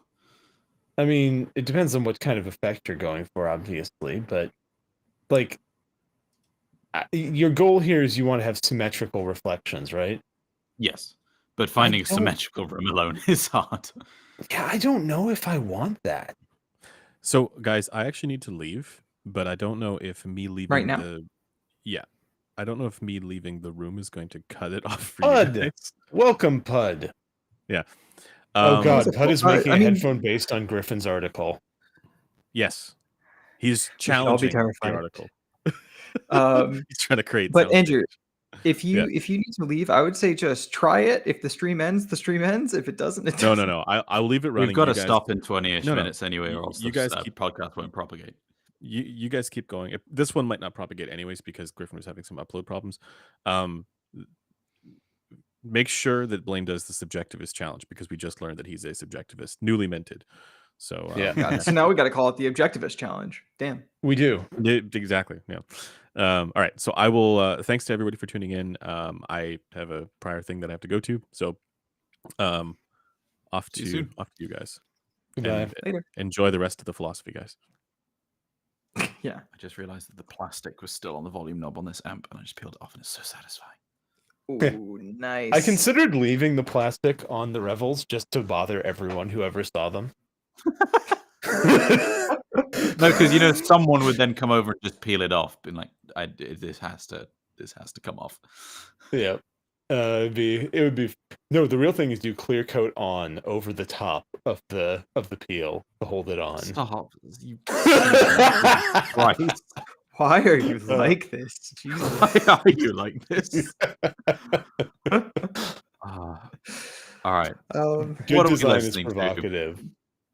No, is Cameron, it did you have music? anything you've heard? Oh yeah. Not really in terms of new stuff. Not the Okay. last couple of weeks. I'm going to the Warsaw AV show next week, and I know that there's Oh, a few nice. things being announced there, which should be quite cool. But nothing super new in the last week or two, I don't think. Let us know if you get if anyone there has the Genelec headphone. 'Cause, Yes, So I while you're don't in know Warsaw, if they're say going to be hello there. to Sebastian Kendra for me. Who's? He's not going. Oh. Oh, really? No, he's not going for that one. But I think I'm going to see him next week anyway. So, no, week after. And I will tell him you said hi. What was the other And question? that I mangled his last name. Oh, Genelex. Yeah, I don't know if Genelex is coming. I did check on the list, but if they are there, I will definitely be filming something on that because I am very keen to try those out. Cool. Yeah, I really want to hear more impressions of how their virtualization thing Me works. too. I'm very curious about it. Got it. So I Joel have a just few things I texted want me to and talk said that about. he'd never heard of occasionalism before I brought it up, but he's looking it up and quote, "This is actually wild." No, Andrew left. We can't do this. All right. I want to talk about two things. Okay, let me talk about this first. So I have the Moondrop Disc Dream 2 Ultra, which is a CD player and DAC. And I didn't have any CDs. So Moondrop sent me this, and I decided to get what has been my favorite album this year on CD, which just so happens to be called Imagine Imaginal Disc, and the album art. I'm just gonna run and grab is something real quick. Of like a woman getting a CD put into her brain. So I felt it fitting. And the first track on this album starts with the sound of someone like putting a CD into a CD switcher and like it whirring to life. And obviously like this device doesn't have any of those sounds. It's not a CD changer. It's just you press play and it goes. But it was a really cool listening experience the first time I used it. Because of that, it felt really like a uniquely connected experience that I don't usually have with like my, laptop listening to whatever I want on Apple Music.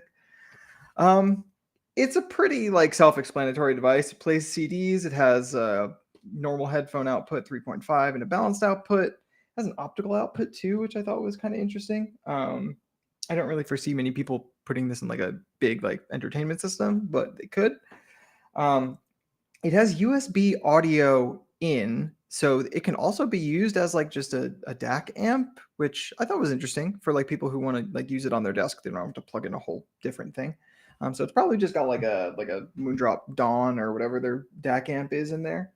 But I quite like the control scheme. I quite like the buttons. I like the little I don't know if you can see that, but there's a little screen. Yeah, it's a little too dark. You can't really see it, but it's a cute little thing. And yeah, now it's whirring to life because I just turned it on. So that's that. I forget how much it is. I'm not sure I would have been the target audience for it because I didn't have CDs. But if you're the kind of person that likes to, collect CDs, it's a nice looking piece of kit. Looks good on a desk and does what it says on the tin. And then the other part or the other deal of CDs. Yeah, I really don't. Yeah, I mean, I get the appeal because of the experience I had where, and like to be frank, like it's not so different from my usual listening in that I do kind of just usually listen to albums when I'm listening on streaming. Like I don't do playlists or anything like that. I'll just sit down and listen to a whole album pretty much all the time. But I think for someone who already has a bunch of physical media like that, it's a fine purchase. There are probably cheaper ones you can get that'll do the same things. But I anyway. really want a feature in streaming services where it does the recommended playlist thing, but with albums. Yes, that would be great. I'm surprised that's not a thing, but I don't usually. Yeah. Well, I think most people I don't listen usually to explore playlists. streaming platforms, really. I just listen to what I know I like. Mark says you can see it spin. That makes it fun. True. I mean, I can see a lot of things spin, but they're not necessarily that fun. Anyway, and the other thing I wanted to talk about is actually I finally got to try.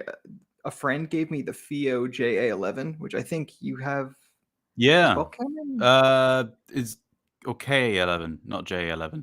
JA11 is the one that has like the 5-band PEQ stored on the dongle. I've not tried that one. I've heard that one may have some software quirks with it. Oh, it has some software quirks. Yeah, okay. The web app is complete fucking trash. It is so bad. It doesn't really properly save settings. For some reason, the first filter always just seems to get either overwritten or just like nullified. And like every time you plug it in, it's a different. It's kind of like a roulette of if the EQ corrections will work or not, or if the sample rate will be correct or not. Why can't manufacturers just get this right? Like, there's such a big market opportunity for someone to just make, like the QLux 5K. The first person to get this right, good dongle with EQ, you will sell so many of them. But everyone's just like, okay, we can do that, but the software's got to be terrible. Yeah, and honestly, to be fair, doing good software is hard. It is, but like, I actually don't think the big market opportunity. I don't think the software visually is bad. Like I think it looks good when you pull it up and it has all the functions you would want it to have. It's just none of them work properly. It's a shame too, because I actually really like the build of this. It's got like a braided cable and like these are like either aluminum or some other type of metal. So it feels really solid, like way, way better than an Apple dongle or anything like that. Right. But it's such a goddamn shame because if that existed and it was good, I think they could like sell for like the same price as like a Q-Delix or something, and people wouldn't bat Yeah. an eye. Like you could charge $100 for something this size, and if it did what it said on the tin and it was actually like a good experience to use, yeah, people would buy it in droves, and it would be like basically in its own market as well, because every other implementation has been so bad, and everyone knows they're all bad. So it's unfortunate. I feel like if anyone's going to get there first, it probably is going to be FIO, but man, we still have quite a ways to go. FIO's got the sort of knowledge with the DAP software side, which I think will help. But yeah, we just got to wait and see, I guess. What have you guys been Yeah, you would listening hope to so. recently? Music. Mm. Music. So the thing is, and this is something, maybe a spoiler that I shouldn't share on the show, but I'm actually going to be doing our first album review on this website channel, and it's going to be for this album. So I've been listening to that and kind of writing my thoughts, and I feel like it's a really good album to do an audiophile album review with, because it is very texturally focused and very kind of dense with a bunch of stuff going on. So yeah, highly recommend the album, but also recommend looking out for the review when it comes out. Nice. So I've been listening to a lot of that. As far as other stuff, I've been listening to Lizzie McAlpin, who I will write in chat.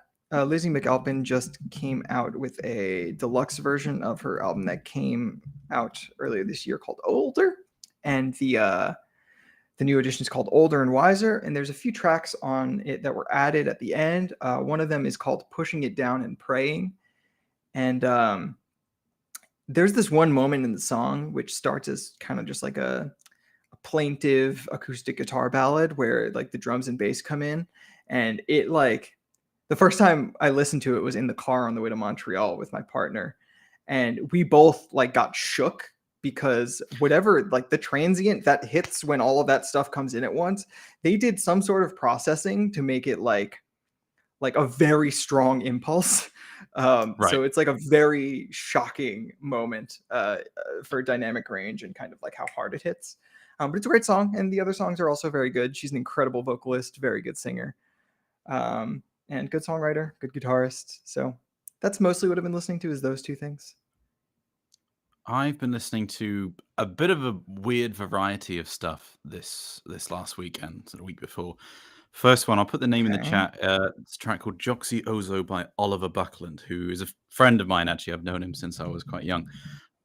Incredibly talented musician. He, if anyone's seen them or played the game, he's done the music for the series and game ENA. And he currently works at the Royal Albert Hall in London. But that track in particular, Very if you've cool. got some headphones or a speaker setup, if possible, that like is good at really, really precise imaging, and just being able to have lots of different things playing side by side, actually, not just like in the audiophile way, but as in genuinely, there's a lot of stuff which he's been really kind of obsessive about. It's just fantastic, that track. Sick.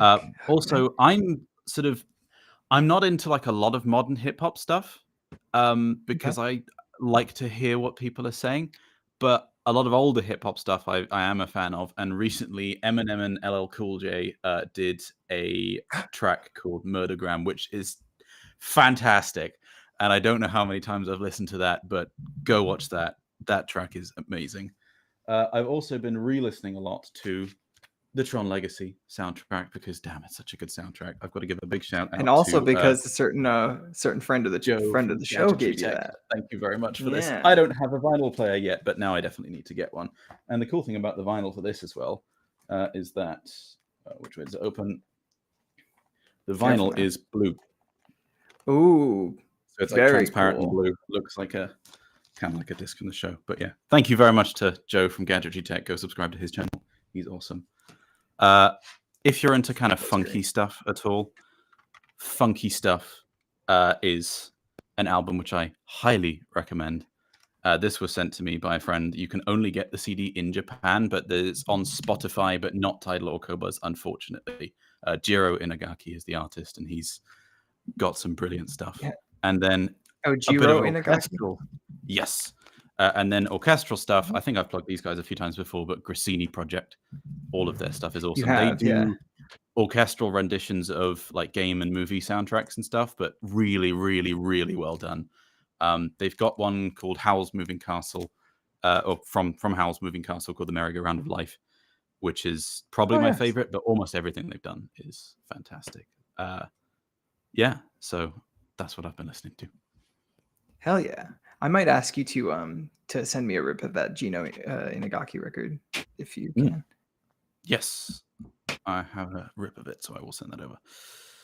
Appreciate that. Yeah, I- because there's no way I've you seen that can- album art a ton, but I've never been able to like It's get it in my it's library. quite well regarded. It's just really difficult that you can't buy it. Like, you know, if there was just an easy way to acquire it, I would say go buy it. But unless you're in Japan, you can't. So, Yeah. what about you, Blaine? Sorry, I was writing it up for the thing.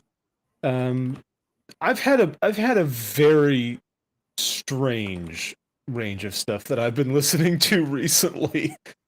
Is this because- atypical? well, I suppose not. The band that I've probably listened to the most of in aggregate is Hamatom, who are a German kind of metal band. I haven't actually listened to one of their albums so much as just sort of a random grab bag of their stuff, but some songs that I enjoyed were Ich hasse dich zu lieben, Behind the Mask, and Tanzt auf dem Vulkan. They have, I don't know, like they were actually the one where it's like, I'm rocking this on my headphones, I'm rocking this in my car, but when I listened to it on the Revels, I was like, this lacks something. I think I need more bass. But other than that, they've been quite enjoyable, kind of an aggressive sound. I mean, not the most aggressive, obviously.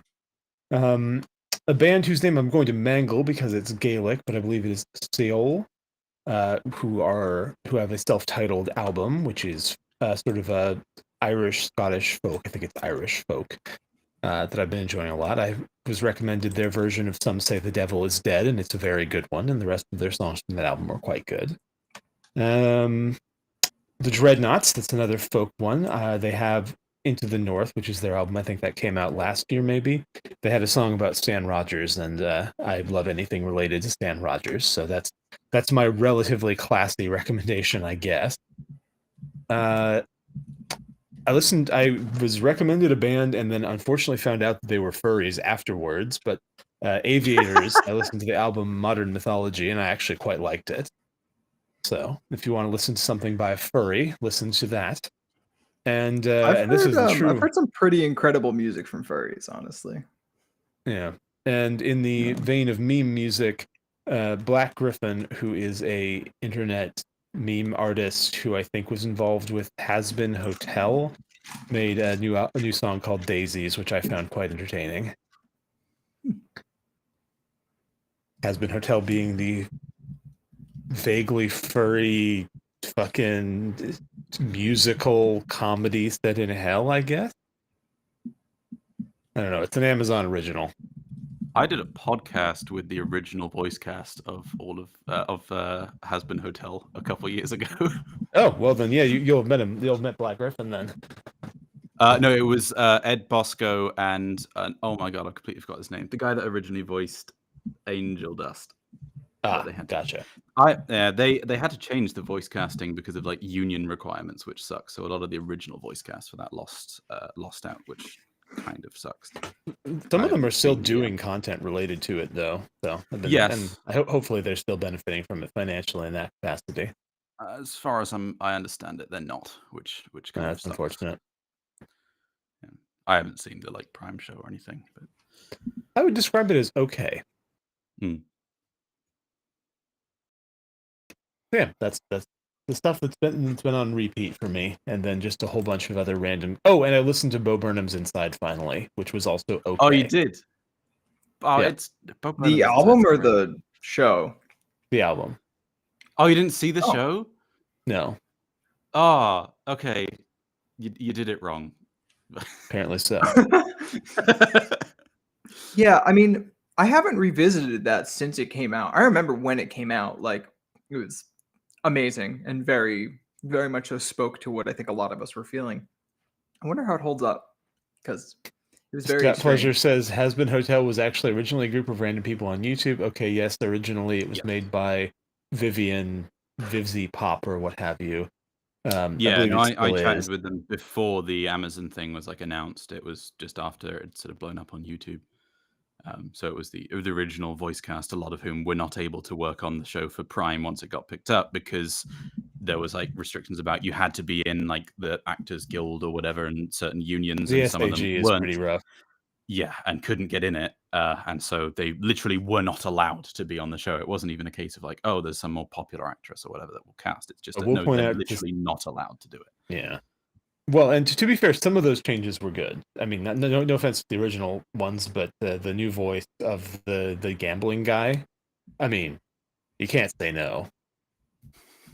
His song is great. Anyway, so no, also Scott Pledger, it literally is an Amazon original. I know that it's not literally original Amazon, but it is quite literally by IP an Amazon original property.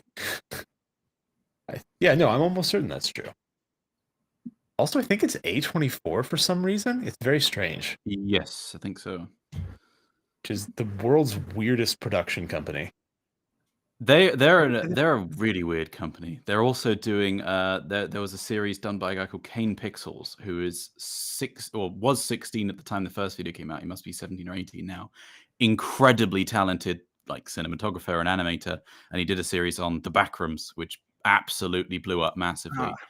And it's now been picked up by A24. But that I'm is actually that quite excited. out already, or is that coming No, out? not yet. No, he posted a couple weeks ago the first video since getting picked up by A24, which is like it will tie into the A24 thing, but we don't know how yet. But that series is great. He's an incredibly talented individual, and he makes music as well. He's got a second channel called Not Kane Pixels where he actually makes music, and a lot of that's quite good too. He's one of those people where it's like, just leave some bloody talent for the rest of us, please, because there's not enough around. So. Got it. Hold on, I miss it. We I miss may Andrew. still- I'm bringing him back to the stream. Oh my god, you froze for a minute. Also, so most of it propagates, and because I have a standing commitment in about 15 minutes, we are probably going to want to wind down. Sure. Yeah. So for those wondering why both Andrew and I have to go, I'm going out into the woods to do some shooting, and Andrew is going to be hunted for sport. He had a 30-minute lead. Okay. Well, that's fair. It's nice that you guys can be sporting about things like this. I agree. Timothy's mentioning the Vsauce Ultimate Vinyl. I'm just going to go out and say the songs, I think it's Shona, Shona. I cannot remember the artist, but the track's called Shona, which was used in a lot of old Vsauce videos. That song's great. Go listen to that just like by itself if you haven't done already. It's let me see if I can find the artist real quick so I can put it in the chat before we head off. 1 second. Yeah, and if anyone has a spicy take they just want to drop in really quick right before we wind down, feel free. Yeah. I don't think I have any spicy takes. I did add peppers to the little graphic we use, but yeah, give us some spicy takes to chat about. I've just put the name in the chat if anyone wanted to go and listen to that. That's a good song. It's sad to hear that Jake is a chud now.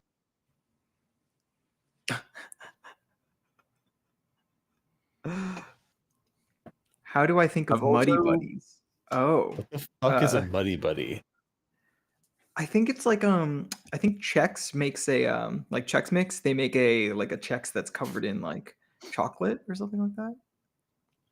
I've also been hellish. listening to the Iceland National Orchestra did a rendition of the Eve soundtrack, like an orchestra, Blessed.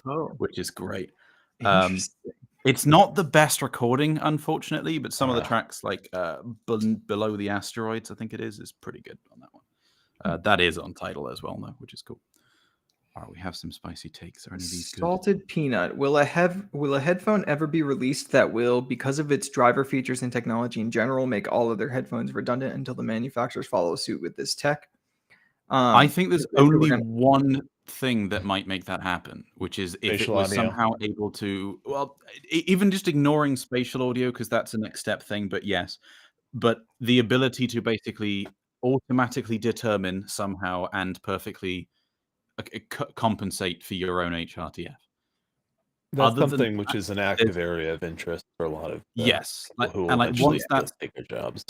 if someone is able to do that perfectly, that in theory should, for the most part, kind of solve headphones, or at least give you a baseline from which you can then adjust things as you prefer. So Until I that think happens, it's there is just inherently going to be so much variation that I don't think any one thing is going to be making everything else redundant. I think we might be closer to that than we might even think, actually. Like, I don't know. I feel like really all that needs to be done, because we've basically solved, at least in some headphones, the like variation between listeners under like 2 kilohertz. And I think to get it up the to last 20 decade is kilohertz is like, important. what's up? The last decade is important. The 2000 last to 20. decade is important? Yeah. Oh, no, right, the last decade, not the last octave, sorry. I would say the last decade is more important than the last octave. And I feel like everything but the last octave is probably going to be soon, actually. Like up to 10 kilohertz is, I think, something that might actually be reasonably good rather soon. I don't know if it's a hot take.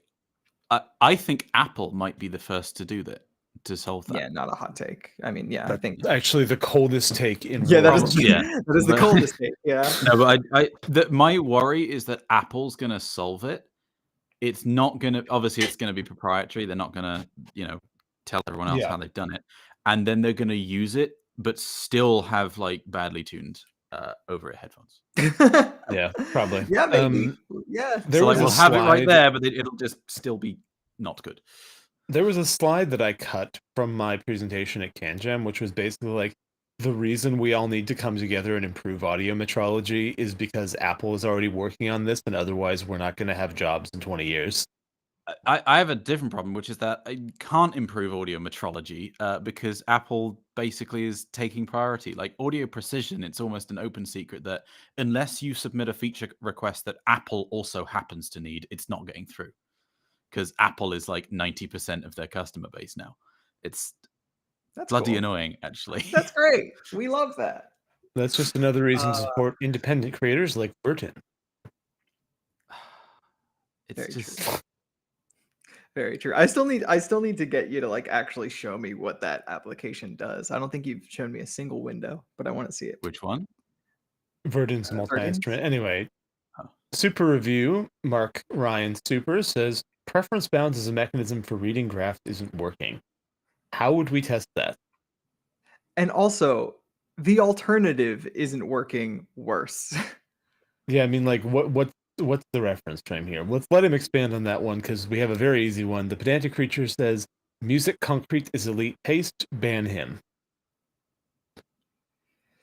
Have you ever heard music concrete? No. Ban him. Oh yes, no, I have. It's terrible. I feel like he's joking. Like that has to be a joke, or it's just him liking just some sounds in no particular order. Watashi Competitive- Kininarimas says competitive FPS gamers looking for suggestions for IM solely for competitive FPS should be gatekept from the community. I don't think anyone should be guess? gatekept from the community. I think it's Well, no, just I that get what there's he's saying. Like, there's this person who joins looking the for something Discord and I don't mean one individual, but I mean, like, Yeah, there are but- people who join every audio Discord every day who are like, I have $20, I need the best competitive gaming FPS headphones. I'm just like, I get why you get bored of those people. Those are the people Yeah. we need audio GPT for, because that's kind of yes, what they there needs to need be an and deserve. automated solution to that, but I don't think I anyone have should an be just automated like solution to gatekept. that. You guys not No, but like know a about my really automated solution to automated that? one. No, What's yeah, that? no, it's just a Oh, really? command people type into Yeah, to the but chat, no, but and there it just needs to pulls be up an something where it's invite like to Gadgetry text server, and it's just like, no, go here. no, but there needs to be something where it's just like, oh, gamer detected, and it just does it automatically. Like, no one needs Gamer detected. Safety's deactivated. Yeah, exactly. Venting atmosphere. Yes. Apple is going out Fucking- of business next year. That would be a very spicy take. Apple is music always absolutely seems to- not going out of business next year. Timothy Jolly, by the way, there's been a few comments from you where you've like said, "Yep, that's what I'm thinking." I would love to respond to your comments, but because of the delay on the stream, we don't know which one you're responding to. So just pop like a mention of what it is you're actually agreeing with or wanting comments on, and then we can respond in the chat a little bit easier. Head tracking DSP, real-time room correction, Bluetooth combined will surpass wired options in 15 years. I think that might be the coldest take we've ever had. Yeah, no, that is actually 0 Kelvin. Yeah, that's just sort of unless Absolute zero take. like Taiwan gets invaded and computer chips are no longer a thing, that's just kind of going to happen. So yeah, that's unless the there's thing. like another Carrington event, that's pretty much the shape of things. Mark said it's not working as measured by. I keep trying to like it, but I don't like it. To be clear, a lot of that's probably because you're using like Skill issue. graph implementations like mine No, and Crin. it's skill issue. Well, that obviously, like, but they don't look good. Like my site does not look good. Crin's site, unfortunately, because they're based on the same thing, doesn't look good. Like it was made for raw graphs, and raw graphs do. They also don't really look good, but someone from Scotland would quite like to get used to it. Blaine's thoughts on, which is that is there any chance that Mate speaker technology could apply to headphones? Blaine, have you seen the Mate speaker stuff at all? Mate speakers. Okay, no. So bit of background. Basically, Sonos a few years ago bought a company for I think it was $200 million because of some proprietary technology that they'd come up with, and there was nothing else heard about it for a little while. And now they've released it's coming out first in a sound bar because it's Sonos. But they are kind of very heavily promoting this as a sort of revolutionary speaker technology, which it's a little bit hard to decipher from the marketing material. And to be clear, at this point, it is still just marketing material. We've not seen any third-party testing or even really clear kind of objective data about it. As I can work it out, it basically seems that it's a mix between being able to get much, much higher output from a speaker of a smaller size to the point that a soundbar can legitimately go down to ridiculously low frequencies, and also some sort of like surround sound emulation, like or very high directivity reflection type thing. I was wondering if you'd seen anything on that, but it's okay. I'm looking at the MAHYT, I think is the yeah. No, I'm looking at their patent now, or one of them. Oh, they actually have the patent available to see. Okay. Oh, you have to. Well, that's the whole point about patents. You have to be able to see it. No, I didn't realize that the patent had actually been filed. I wasn't sure. Yeah. Arranged coaxially. So this is just force canceling. Force canceling does not seem novel. What is novel about their output? That's what I was trying to figure out. Is there wasn't really any clear indication as to what exactly is new about this, and it was unclear as to whether that's because it's marketing material aimed at sort of consumers, and so they have to keep it really surface level, or if there's not much to it. I would hope that they wouldn't have spent $200 million on a company for this technology if it wasn't anything new, but I couldn't quite see what was going on. Okay, so their claims are symmetrical and flat inductance is a function of excursion. Force factor is a function of excursion. Symmetrical and flat compliance is a function of excursion, which is interesting. Low THD would follow from those. It's balanced in the sense of vibration canceling. So the premise is that the nonlinearities are inverse in the sense that they're moving in opposite directions. You cancel them out. Okay, that makes sense.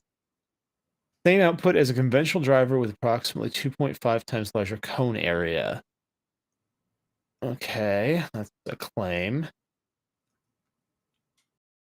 Enclosure volumes are achieved that are more than 10 times smaller than a conventional system for the same efficiency and low frequency bandwidth.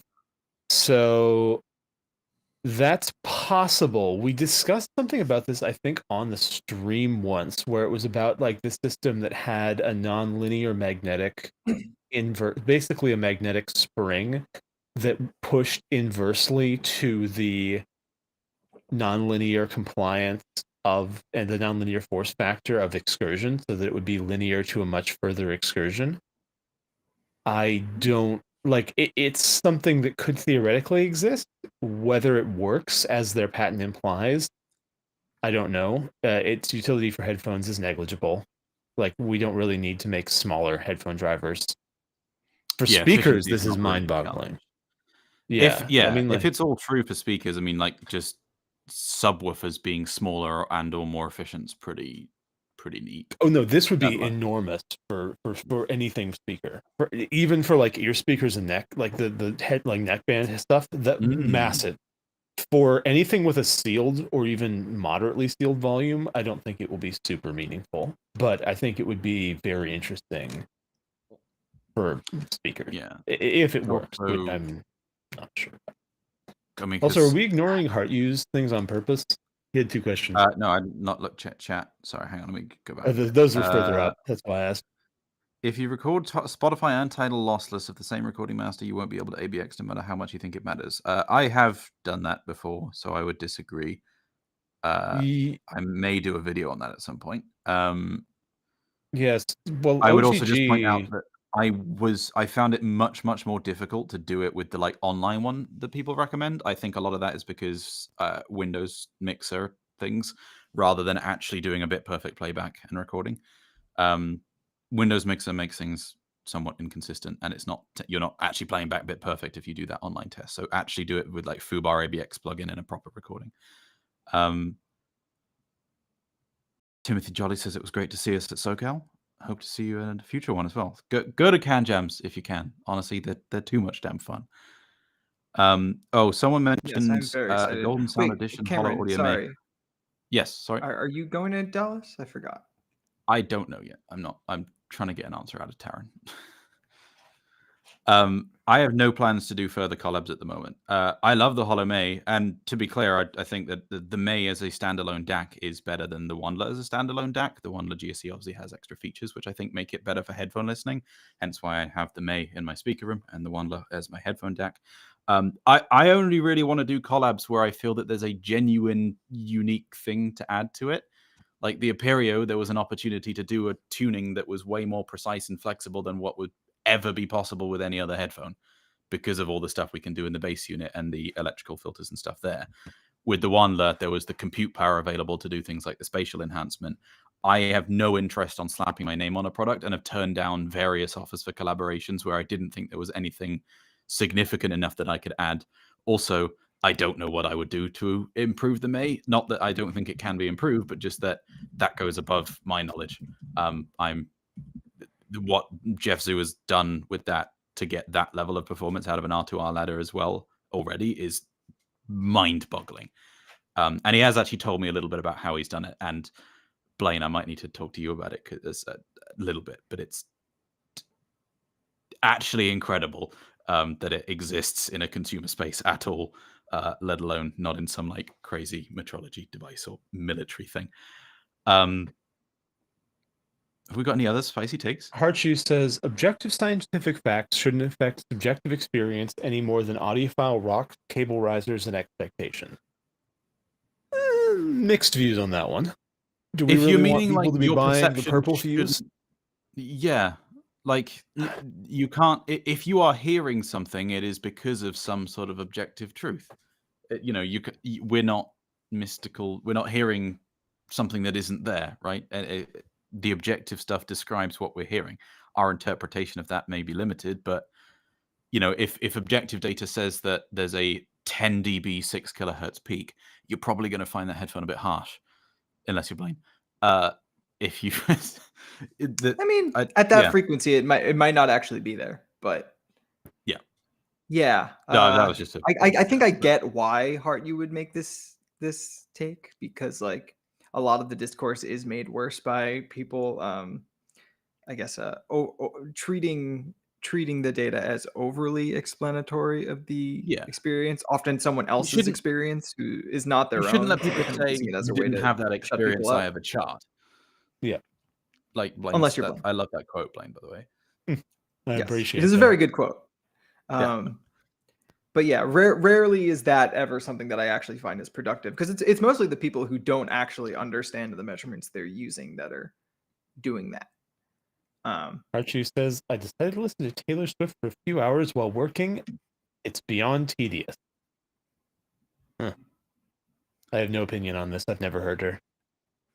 Driver type it's- timbre does exist, DD over BA.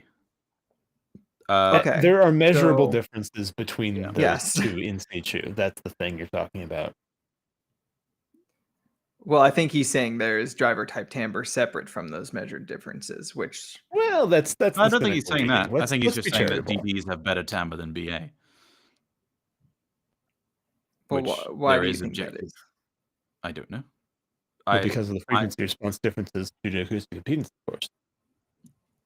There's the frequency response differences, and then there's also the quite, in some cases, quite significant harmonic distortion profile differences as well. Like those Sure, are pretty there is significant. meaningful distortion in BAs. Yeah. And then there's the variation.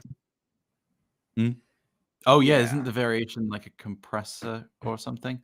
No, it's an Or is it expander. the expander. It's an Expander, yeah. analog expander, literally, in the mids. It's quite funny. I want to see The some like BA timbre gets frequency response higher as versus you level. turn up the volume. Funny fact, way back in like 2016 or 17, I was doing linearity measurements of headphones for that exact reason. Because I got sick of people saying that this headphone can't do this, this level with bass or whatever. Mhm. The I think first I headphone remember I you ever ran into. publishing one of the Alex on Yeah. Reddit like ages ago. Very, very long ago. It wasn't something I did a lot of. Kind of regret that. Yeah, I think Choco sent you that unit, right? Yes. Love Chocomel. One of my favorite Dutch people. Well, Dutch. Jesus. No, yeah, I love Chocomel. Yeah, so that actually, I remember reading that post and having a bit of a moment. I think it's interesting, and I would like to see more data kind of aggregated in this regard to see how often the terms people use actually correlate to what is happening, or how often they actually correlate to the inverse. For example, people would always call the Alexa very dynamic headphone, but it was one of the few headphones that actually exhibited power compression. I just think that kind of thing is funny. Terminology in audio. I mean, I've said before, I really think that people should stop trying to appropriate so many technical terms because it really is fucking up a lot of our communications. Dynamics. Exactly. Yeah, no, and that's a big one. Like, so I just put out. Oh, we didn't even talk about this. So I did just put out that article about Soundstage, and people were actually a lot nicer about it than I thought they were going to be on. Yeah, response was really good. It looks like.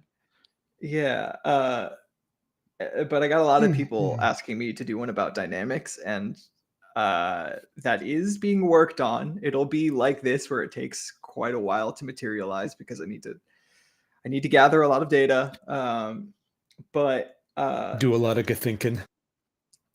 Well, it's also one where I feel like I really need to have sound examples. Like Soundstage, I feel like I was able to kind of get by on what people already kind of understand about it. But dynamics is one where I do really want to show people that things that are physically less dynamic do sound more dynamic.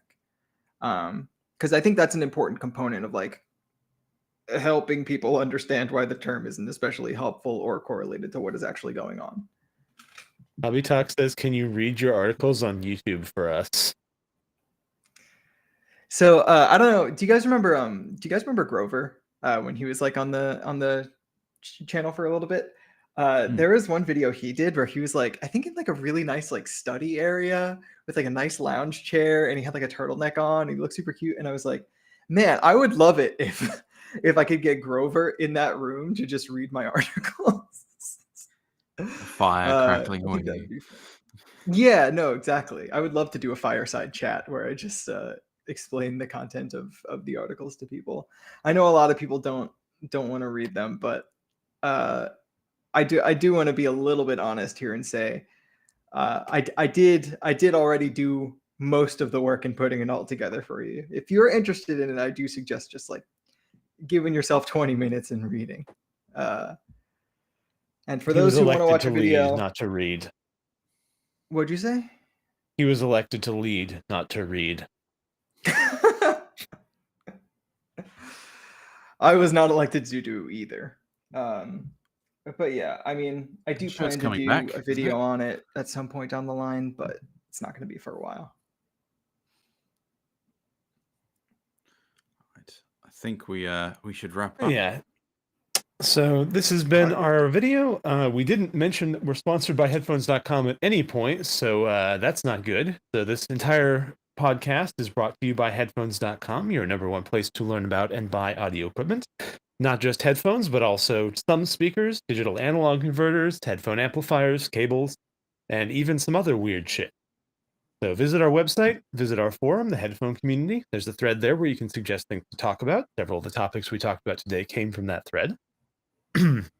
We have a Discord, which is linked in the video description, in which you should all join because that's where we are and where we talk. And yeah, please buy something from us. Otherwise, we will starve to death. And buy with confidence with a 365 day 365 return day. policy, which is pretty sick. Yep. Yeah. No, if you like the kind of And content no that we put out, I restocking want to fees. support this. Yeah, no restocking fees either. It's just straight up 365 days. If you like the kind of content that we put out, then do please support headphones.com because that's what makes this all possible. And thank you very much. Yeah, you can give us money, but you'll also get headphones out of the deal. So Yeah, it's like when you pay Should do for a some tier merch 3 messages. subscription to Pokimane, except instead of getting feet pics, you get focal clears. Jesus Okay. Christ. Okay, I'm stopping the Thanks, stream. Lane. Bye, guys.